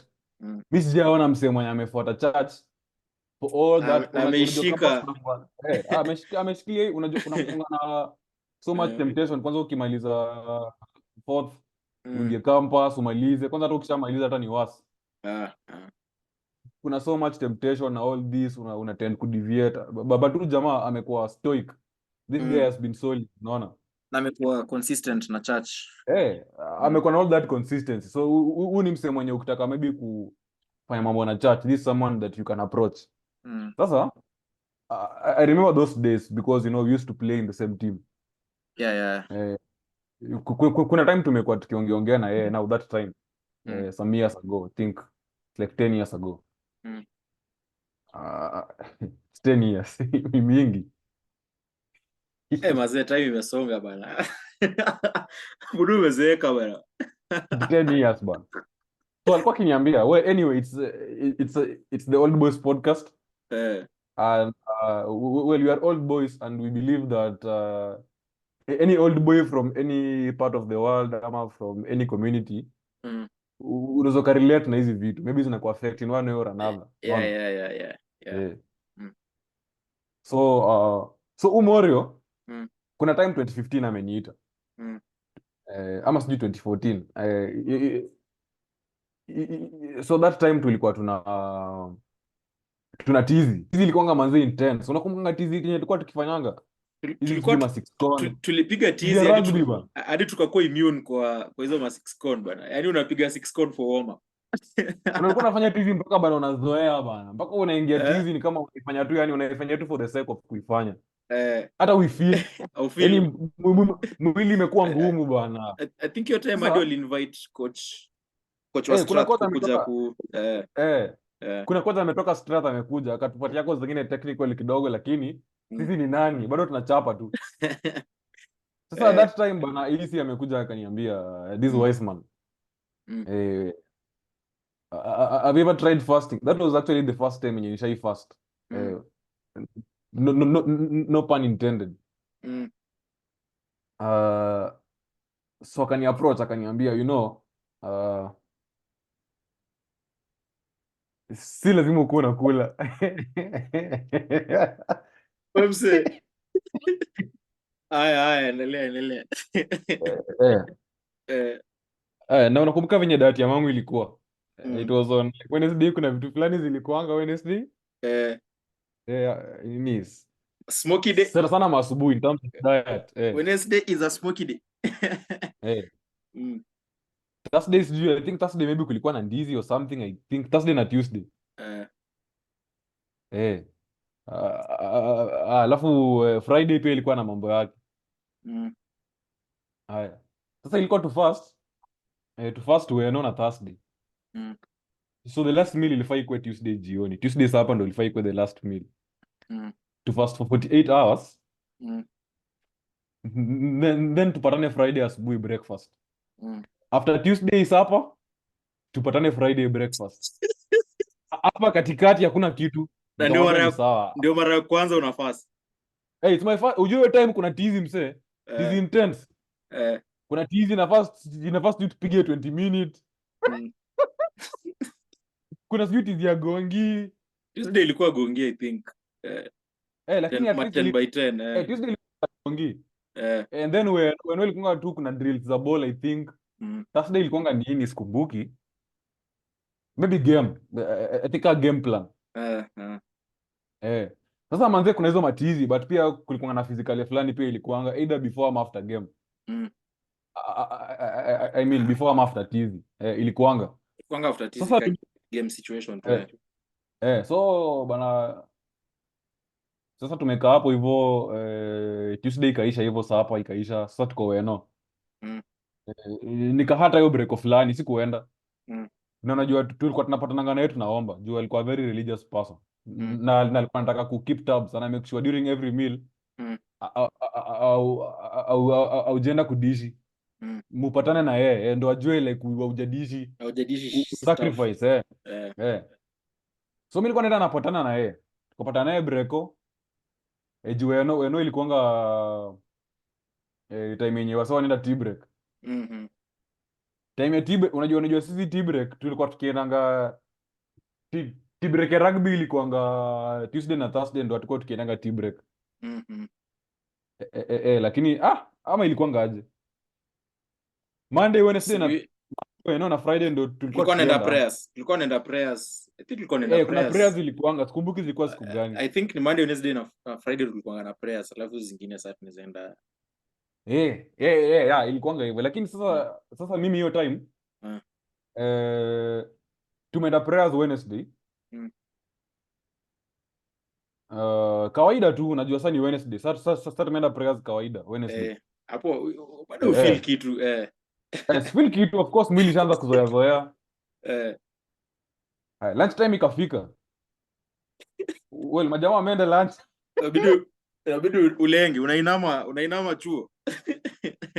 Uko chuo unainama msee. Inabidi umeinama bana. Mimi nikainama hiyo lunch. Tukainama hapo hivyo na hisi. Maprayers kiasi of course. Sasa shida ilikuja time ya tizi. Tizi ilianza tu fiti tu tukatizi. Nakumbuka ilikuwa mabolo wa tu kupass, handling. Ilikuwa inaitwa handling. Tukachapa handling kiasi hivi. Tizi kaisha. So after tizi sasa nikaanza kusikia nikaa yenyewe mwili haina nguvu. Nikaanza kusikia mwili haina nguvu kabisa. Juu saa by that time imefika 24 hours. But mwili haina nguvu. Lakini mimi ni nani? Time ya sapa hivi kafika after tizi. Mimi tuko hapo na aisi bado tunainama msee hiyo sapa. Yafaa mkutane Friday asubuhi ndo mna breakfast. Sasa ni Wednesday bado. Sijakwambia hata bado mambo ya Thursday. Haya. Nikainama hiyo sapa lakini naweza kuambia one of the periods zenye nishaiko alert time ya prep. Ni hiyo time ulikuwa na fast. Ilikuwa Wednesday hii. Was one of my most alert moments kabisa. Mpaka Jamili kuna msa kupiga kelele. Mimi sikunga msa natulia daro hata prep. Mimi nasumbua nani. Na shati yako hapo nyuma umeandika iron shirt. Iron shirt hapa hivi nyuma napiga sio story na kinangeti chuku hivi. Sasa haya. Sasa tizi nikaanza kusikia so after tizi nikaanza kusikia manzee kuna venye nasikia manzee kuna ka weakness kidogo. Lakini for some reason after kitu kaa 2 hours hiyo weakness ikaisha nikaanza kusikia niko tu sawa. Kwanza na feel nikaa sijui niko on steroids. We have like 5 minutes for this part 3. So yeah, I'll be winding up for this part 3. Yeah. So hiyo day ikaisha hivyo prep. Tumeamka saa Thursday. Thursday ilikuwa day ya kwenda tea break bado hatukuenda. Hiyo breakfast sijui sijaenda. Bado sijaenda tea break. Lunch nikalenga. Tukaingia tizi. Tizi ilikuwa sasa nimeanza kusikia magoti. Tunagongana. Magoti kidogo kuna venye kuna shida. Lakini tunaenda kwa akili nasikia manzee akili nimechanga but niko na psych lakini nguvu kidogo inanipiga chenga. Mwili lakini nangangana. Mwili kidogo inanipiga chenga lakini akili wise niko na motivation mbaya. Tena hiyo prep hiyo siku hiyo sa prep ya Thursday tena uko sharp. Nilikuwa sharp mbaya. Those 2 days nakumbuka vizuri sana sikuwa ilala daro kabisa. Sikudoze daro hata one time sikudoze daro. Nilikuwa active kutoka asubuhi mpaka yote mpaka masundown zote tulikuwa active. Sasa Friday at least Friday sasa mazee inabidi mazee tumedishi sasa. Breko asubuhi. Bana ikabidi mazee tumedishi. Lakini fasting process hii inaweza kuambia it was very very much beneficial. Ni my personal like and my first encounter na hiyo mambo yote na fasting it was extremely beneficial in everything. Most of the time I do 1 meal a day. So like unapata nikisha dishi sapa the next meal maybe inaweza dishi ni the following day sapa. Mchana maybe hydrate tu kidogo. Like it's the best feeling like wase inafaa try. Unajua kuna ile negative association ya fasting na kujistarve ati kwanza huku western ati mimi ni Mluya lazima nikule ugali sijui bana ni lunch bana nimefanya kazi lazima nikule ugali bana lazima ni lazima nasema hauhitaji si lazima bana utakufa you will not die. The best part ni like mentally actually fasting ni more mental than hata physical na nini juu ni akili yako na how far na how hard you can go. Exactly. Like fasting is the same thing. Mimi naongeanga na wase mimi nakwanga mtu wa kupatia wase this kind of intellect. Kuna some things zenye unaweza fanya tu zenye ziko healthy kama kufast, kufanya tizi, kukunywa maji, kumake sure umelala vizuri, I mean enough sleep. Kuna kitu inaitwa semen retention. Hii ni story for another day. Hiyo pia lazima ufanye. Hiyo lazima retain bana. Kuna tu some things zenye ukiamua hata nifanye hizi vitu your life will be so much better. Kwanza utapata tu njia zako zinafunguka tu. Zinafunguka tu zenyewe tu things will just start happening. Utashangaa manzee kwani rada. Yeah. Mi hata sikuwa najua hizi vitu, but Mm. things just start happening. Juu umeamua tu yani kuchange your lifestyle. Then pia advantage hizi vitu ni utasave do. For self do. Uendi So mm, mle utaenda hosi mm, because you'll not get sick, utakuwa mgonjwa. mm. Juu immune system yako ita improve, unaona? Ukifanya fasting na tukiongelea bado benefits. Tutaziongelea I think in the next itaje? Next itaongelea kwa next But mm, part 4. mm, Tutaongelea benefits za fasting, tuone like fasting inahusiana je na nutrition. mm, There is a way in which unaweza kula tu yani the ultimate diet mm, ukicombine na fasting mm. unaweza achieve hizo body goals ambazo umekuwa ukitarget, kama labda unataka ku lose weight ama ku gain weight. Yeah. And You can do all of to those na uta reap benefits from all worlds. yeah, I think nilitaka kusema sahi but I think hatuna time ya hii part, so tungoje tu part 4 alafu nita highlight. Ilikuwa niseme vile fruits ni worse than sugar. Yeah, hizo stuff Tunapoza in fact unajua hata fruits ziko na story yake pia. hizo pia I think we shall just need an episode for that. So I think hii inaisha sahi. So guys, see you in part 4.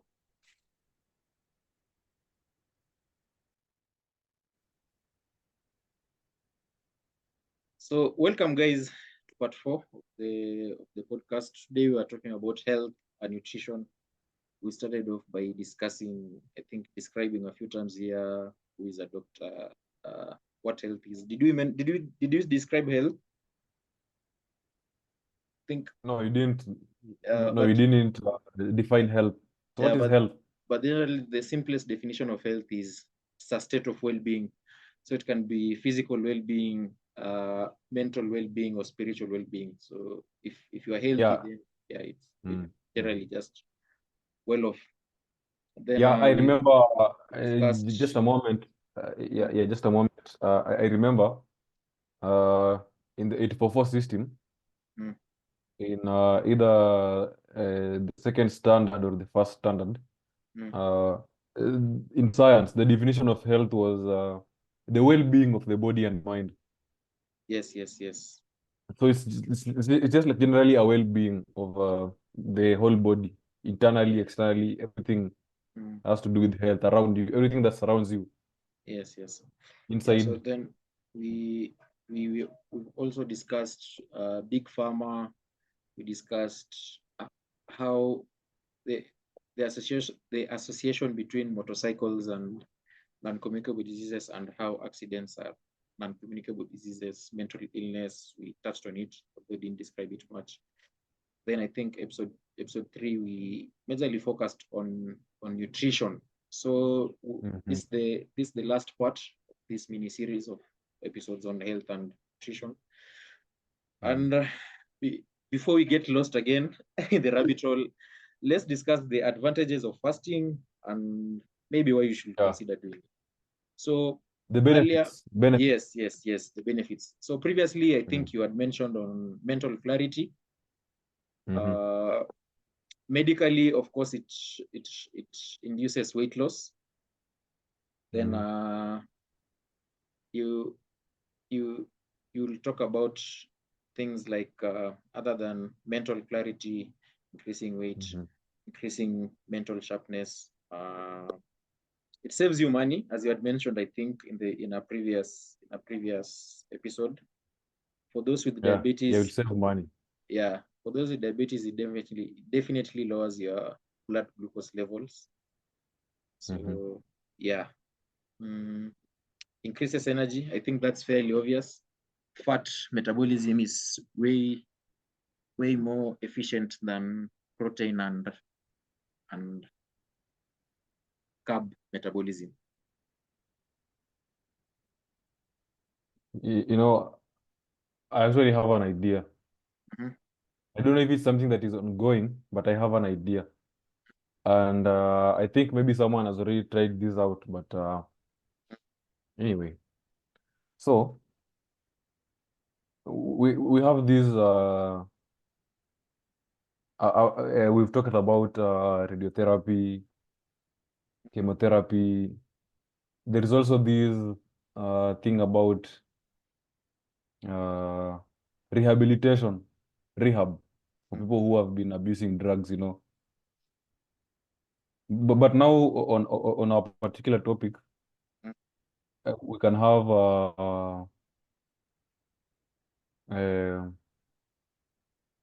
some rehabilitation for people who have got type 2 diabetes. It's like a rehabilitation, you know, because if you think about it, it's like a chemical process in your mind, right? You like get addicted to carbohydrates and sugar till they affect you, until you have got insulin So resistance. yeah, actually, I was to mention that fasting will improve your insulin sensitivity, and simply explained, insulin resistance is the point where your body is no longer sensitive to the same amount of insulin produced because the glucose or sugar stores in the cells are filled up. And here's the irony with, let's just digress. Here's the irony with administering or giving insulin for people with type 2 diabetes. So already we know diabetes is as a result of, it comes slowly, starts as weight gain and obesity, and then you'll be, there's pre-diabetes, definitely that is dependent on your fasting blood not fasting. It's called HbA1c, hemoglobin A1c sugar test. So this is a better test to show the level of glucose in your body. So say in the past 14 days, it's a consistent test. So say if you take these tests and with insulin, you'll find that majorly or most of the time, the insulin levels are always elevated. And insulin, among the basic functions of insulin is promote fat storage. I think you remember from the previous part how it happens. Storage of uptake of glucose by cells, then storage of glucose as glycogen, and then storage of the excess as fat. So it's ironic that already you are fat and they're giving you insulin to promote like to try and manage diabetes, yet it's making you even more fat. Yeah, I think can you please just, I want you to try and I want to try and elaborate this thing. You know, there is the role of insulin people who have diabetes, right? Like your body already produces insulin. Yes. But insulin, insulin is a chemical substance, you know. It's either produced naturally. Yeah, it's a hormone. It can either be induced into your body artificially, or your body naturally produces insulin to control the sugar levels. You just wait a minute. Just wait a minute before I come back to you. So this is the thing. We have got so many people on the ground. Kuna wasa huko hivyo chini, man. Hawajui ati hizo mashindano wanajipiganga kwa mapaja hizo za insulin. Si zinawasaidia sana. Zinawasaidia tu temporarily. It's like a drug. Ni kama yani you sort of get addicted to it kwa sababu unajua now your life depends on it. So you have to so you also have to depend on that insulin so that it can control your blood sugar levels. But this is the thing, actually. This is what I was trying to propose. This was my idea. some therapy for people who have this kind of non-communicable disease, type 2 diabetes.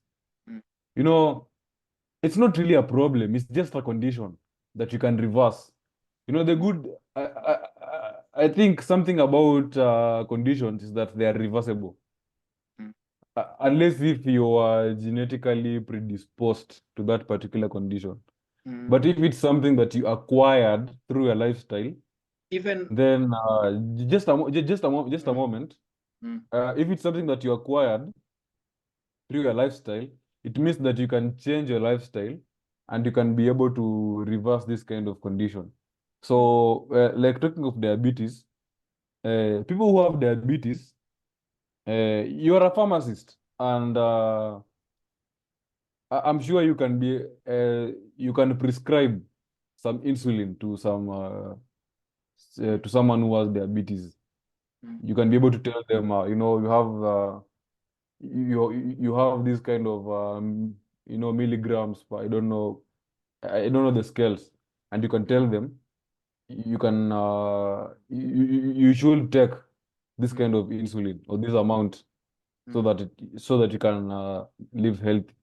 And I've noticed that watu wenye sukari zao zimepanda wanakwanga na hasira, either that or kama amepiga insulin, kama amepiga hizi dawa pia hasira inapanda, so hata inapanda zaidi.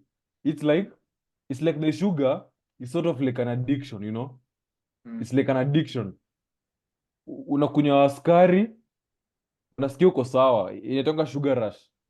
Ukiangalia kwanza watoi wanapewa kwanza mavitu ya sukari maswiti nini. Unapata watoi wanaruka ruka wanacheza kila place. Kwa sababu sukari inakimbia kwa mwili. There is so much energy in the body that they need to break down, and they're very active.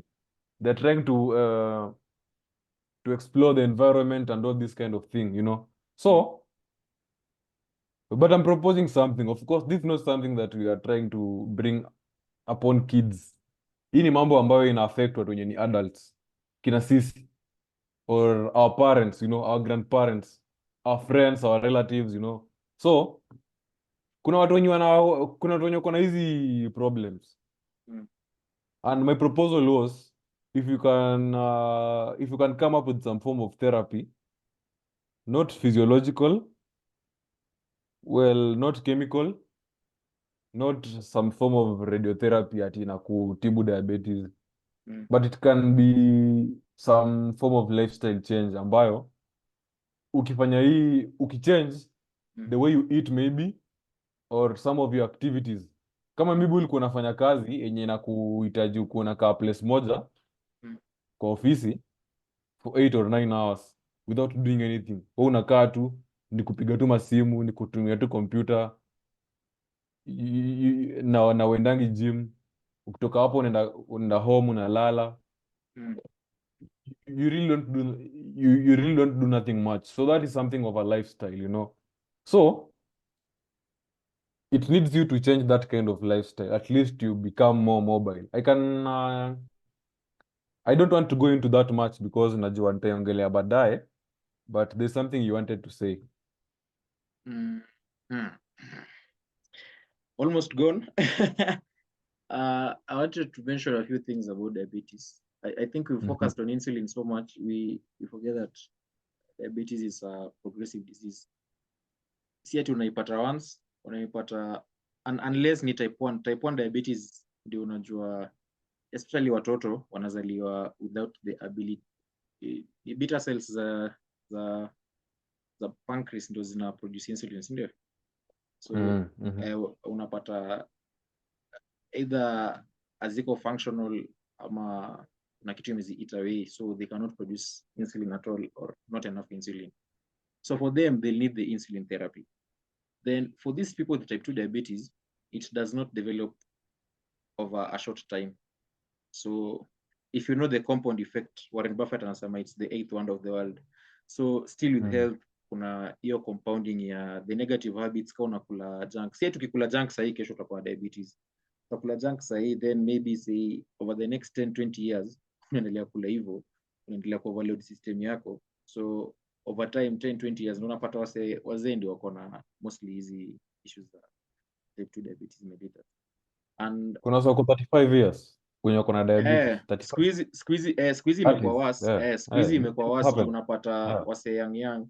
But I think ni juu hiyo tunaishi kwa society kuna abundance excess. So kwa access hizi vitu ni like foods zenye zina promote excess consumption of calories na ni rahisi. Haya, kwa management ya diabetes kuna drugs kwanza before tufike kwa insulin. Insulin I think hiyo ndio iko kwa the last resort. Kuna drugs kadhaa I think kumesikia kuna metformin zenye wasa wanapewa kujaribu kumanage the diabetes kwanza.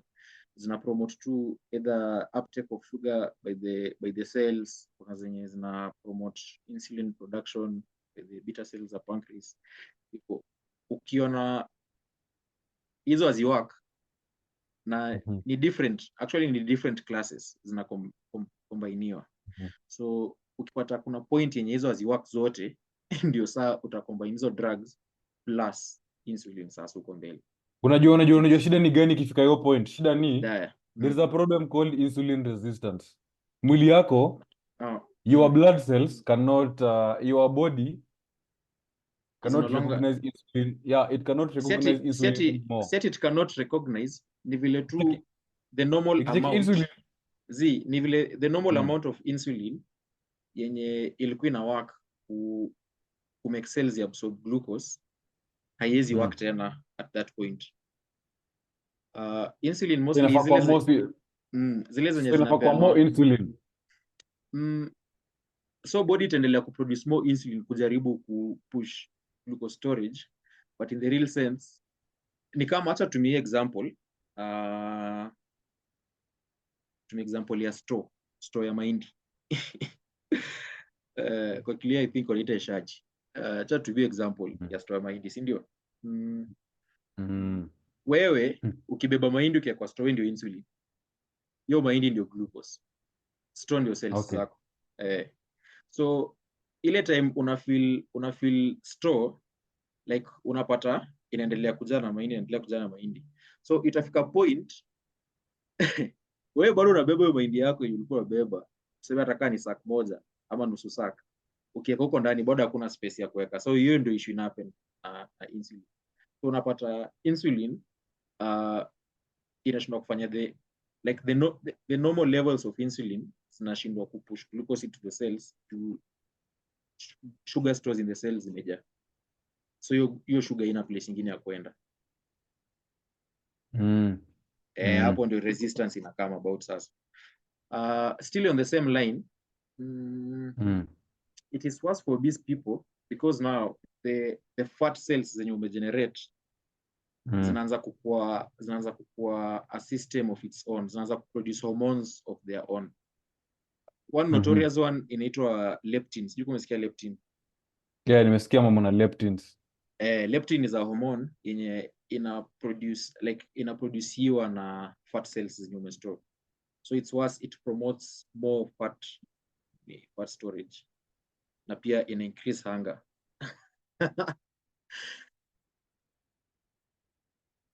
Hello?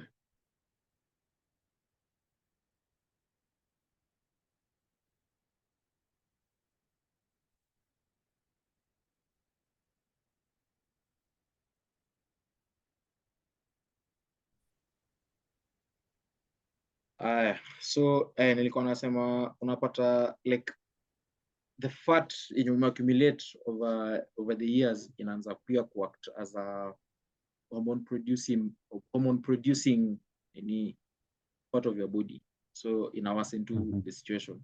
So tulikuwa tuna mention advantages fasting. Kitu ya kwanza ni you need to use this excess energy that you have. One way of doing that, excess energy. Excess energy.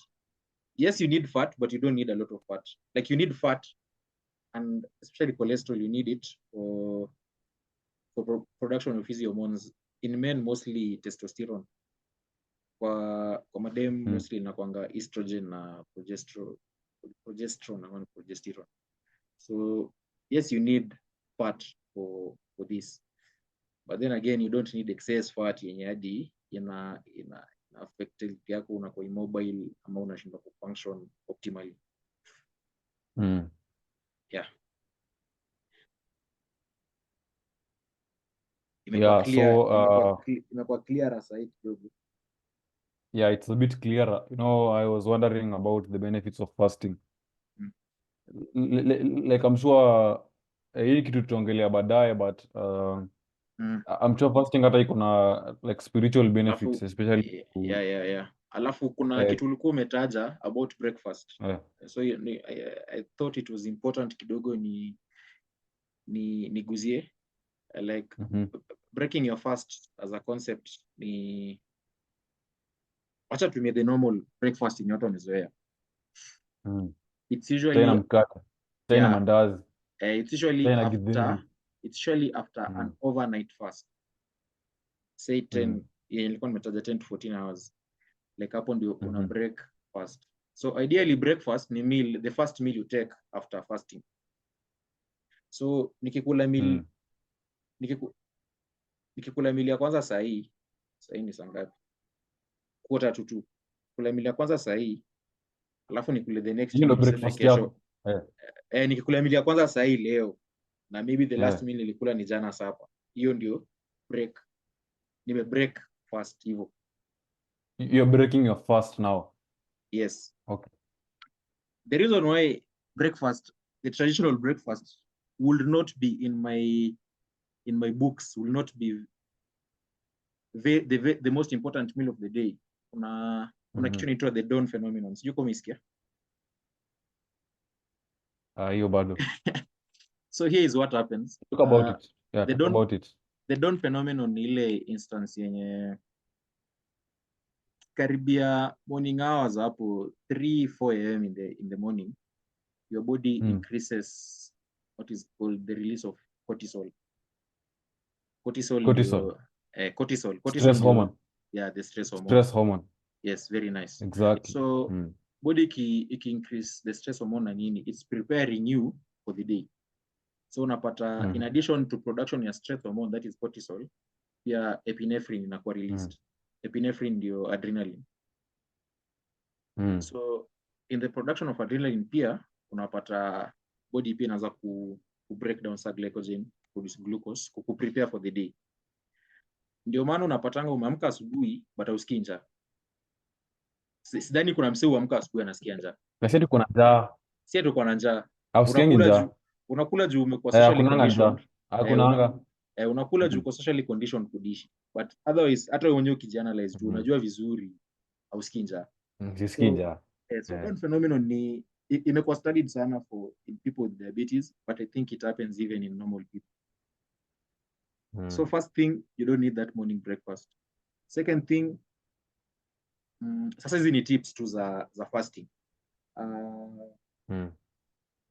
It can be tricky as ulisema experience yako na tukiwa high school. So kitu ya kwanza, be busy. Like ukikuwa idle utakuwa na hiyo aji ya kudishi. That's simple. Ukiwa na activity kidogo itakukeep busy. Kitu ya pili, hydrate properly. And in your water, weka some salt kidogo tu. Ndio usipate kitu inaitwa dilutional hyponatremia. Design yenye unakunywa maji mob excess without replenishing the salts, hadi unapata una lose electrolytes mingi in urine. So unaweka salt kidogo tu. Kitu ingine, usiambie wase una fast. Kwa sababu watakudiscourage. Unless ni mabro wako, by bros na maanisha ni wase mko through. Watu wenye mna fast na wao. Wase mnapitia experience pamoja. Unless ni wase usiambie wase una fast, watakudiscourage. Wataanza kuambia vile sijui unajinyima food. Kula food. Wewe. Unajiumiza bana, sukule tu. Kwa nini mbana wewe? Rada mse. Kitu ingine, hai make sense uende fast. Alafu ukuje udishi pizza hapo. Au jibonde mkate. I make sense. Afadhali ukule tu hizo vitu basi. So be conscious. Be conscious ukishamaliza fast, una breakfast yako, kitu reasonable, si ati unaanza ku overcompensate. Kitu ingine ndio hiyo binge eating, for as much as unakula normal, tena si ati ukule excess ati unaenda kufast, una overload system yako ya bure tu.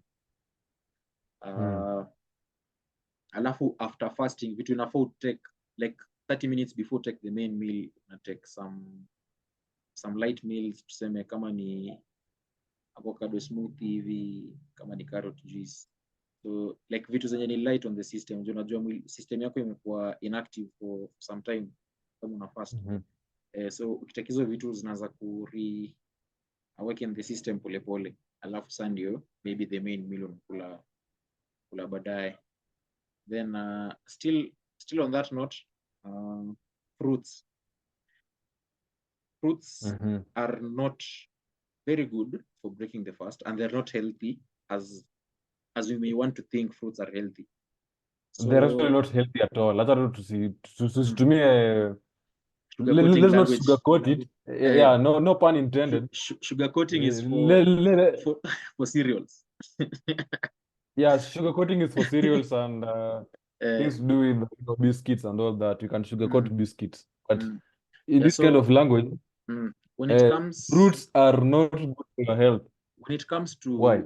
To fruits, especially modern fruits, ni ziko na excess fructose. Ziko na excess fructose sana. Fructose. So fructose. Fructose ndio sugar yenye inapatikana kwa fruits, na ndio bado inapatikana kwa honey. So bado msaki kuambia I'm going natural ati situmii sukari na kutumia honey. Ati wanakula asali. Sukari ni sukari tu. Sukari ni sukari. It has to be converted from your glucose, from fructose to glucose ndio mwili izetumia. Na the strain the body goes through convert fructose to glucose is too much. Na damage the kidneys even. So okay, I have a question. What if I decide to go natural? I've got so much fat in my body, so I decide to go natural. I decide only to use honey. So the body will spend more energy from my fat storage and to break down fructose from honey. And I'm taking enough water, so it won't have any damage on my kidneys because I'm taking enough water and all that. So how can you explain that kind of situation? The thing is, the body is smart. The body is smart. The moment una take glucose, ama hiyo fructose yenye unasema, mwili ita produce insulin kujaribu kupromote hiyo metabolism yake. So by the time hata ufike point ya kwanza ku retrieve fat, lazima bado like even though system yako inawaka. Like huwezi bypass kitu moja unaenda kwa ingine.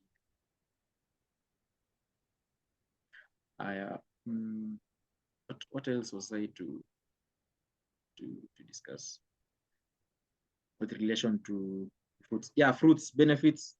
Of course, kuna benefits. Kuna vitu kwa fruits antioxidants. But hizi ni fruits definitely natural, especially hizi colored fruits and vegetables. Unapata kuna zile elements kwa jina, but ziko na antioxidant properties yenye ni important for you to reduce the oxygen overload on the cells, the oxidative stress on the cells. Yeah. So unapata kwa food mingi zenye unakula zina produce zinaitwa ROS, reactive oxygen species, vitu zenye zina cause inflammation kwa cells zako, cause inflammation kwa cells zako. So ukiteka antioxidants zina neutralize hizo. When you eat fruits, yeah. So it's good to eat fruits, but then they should be from natural sources. They should be natural, yeah. They should be natural. And by natural namaanisha vitu natural by default. Hata tukisoma biology, vitu natural si palatable ama I mean si palatable as in you it's not good to the taste, or it's not good for you to eat. Even though nature hiyo ndio ilikuwa protective mechanism ya nature kwa avoid hizo vitu kudishiwa. So unapata hata ni mango ama ni maembe ile natural, hizo vitu ni kali. Achana hizi Ziko na sweet. some ukikula maembe unasikia ni kali. Hizo like hizo ndo the natural fruits. Kula So maembe ndio maembe unaona vitu itakusaidia hii. unapata hizo fibers zinabaki kwa meno nini, Vitu like unapata hizo vitu ndio zinajaa kwa meno bana. like unakula just enough to keep you full and not excess to make you fat. Okay. Just enough to keep you full and not excess to make you fat. Yes. Yeah, I think I've learned a thing or two today. Umetuambia so much about benefits of fasting. Venye fruits za squeeze. By the way, acha hata nikuulize swali moja kabla niongelee story yangu. Fruits squeeze, fruits, matunda. Mimi niko pale hivyo super. Nataka kununua fruits. So how will I know ile category ambayo hizi fruits ziko sawa, hizi labda ziko sawa? Because there are so many people in Kenya who are doing farming and they are entrepreneurs and they want to sell their stuff. So which fruits are natural and which types of fruits should people adopt once to cultivate? Acha nikupatie pro tips. Hizi ni pro tips. Hapa sasa hii ni insider content bana. Inafaa mlipie hizi vitu, ifai ikuwe free. So kitu ya kwanza lakini hapa tunakupea za bure. Nakupea za bure. Ukitaka more you can contact KipMeFit later on their social media profile. So kitu ya kwanza ni if it comes in a packet, don't buy it. That's a general rule of thumb. If it comes in a packet, don't buy it. 2, hizi vitu zinaka fruits zinaka brightly colored, ati maembe haina hata dark spots nini, don't buy those things. 3, for nutrition now, avoid ultra refined foods. Hizi kama maziwa UHT. Achana nayo bana. Achana hizo vitu za packet, achana nazo. Leo sema tu achana vitu za packet. Vingine ni stick to whole, natural and processed food. Like hiyo ndio goal ya nutrition. Goal ya nutrition. Stick to whole, natural and processed food.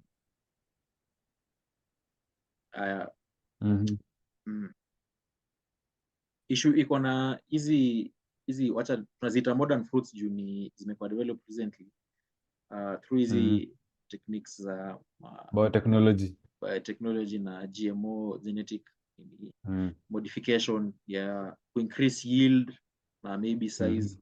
So unapata for as much as wana alter genetic ya the fruits, it still comes to affect your genome, like vile genes zako zina respond to food unatake. You are essentially what you eat. So ukikula hizo vitu ziko modified, then by extent zinakuja ku modify system yako pia. Yeah, okay.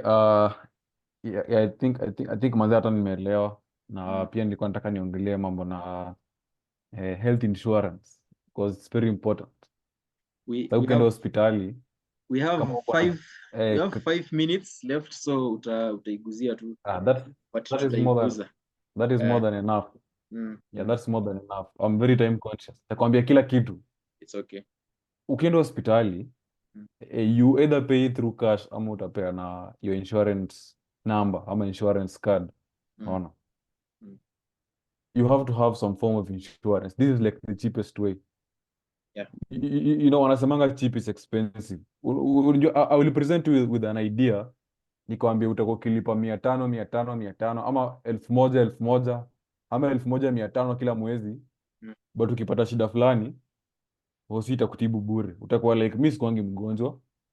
Kuna time utagongwa na ujui ujui things happen, you don't know. Happen, you can have some problem. Utashangaa sasa mimi sikuwa na insurance. Na utapata pesa yenye the money that you have to pay that time itakuwa pesa mingi compared to kama ungekuwa ukilipa per month.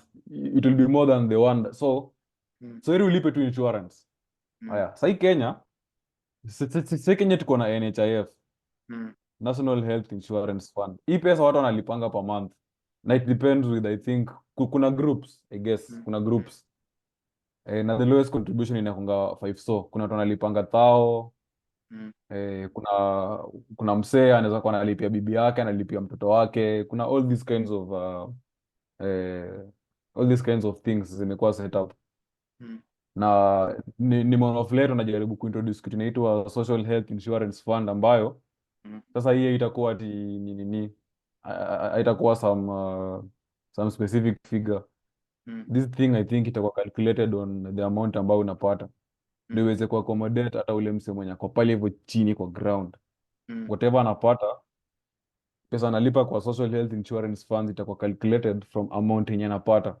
Mm. So atakuwa analipa pesa mingi sana. Mm. So that is it's like the whole idea. It's not like a fixed amount. It's calculated ka tax. Unaona, it's like a tax. It's an insurance fund, but it's like a tax because it's not fixed. It's calculated as a percentage. Naweza compare na huku hivi Germany. Unajua Germany huku hivi tunalipa pia bado insurance and it's very very expensive. Extremely expensive. But huku watu wajali, watu wanailipa. In fact they pay it religious. But inawasaidia pia like unapata ndio Eh, maana yes, exactly. health nini yao ni better, health hiyo system ndio yao actually ni nataka better ni than yetu. ndo nataka ni explain. People pay these things religiously. Hizi vitu kama tax, vitu kama insurance. People don't default on these kinds of things. Kupata timsee amedefault kwa insurance, amedefault kwa tax. Rarely sana huko. Watu wanalipa juu wanajua hii stuff inakuja kutusaidia. Anyway. So, insurance ya huku kaa naweza kuconvert, it's around 20k. Ile the least, yani wenye unalipa. Ni kaa 20 Gs. Per month. Per month, 20k. Ni pesa mingi, usifikie 20k ni pesa kidogo. Asi tunalia Ni 500. pesa mingi sana. Nyinyi mnaambiwa mlipe 500, mnazusha. Punch peke yake 500, mnazusha.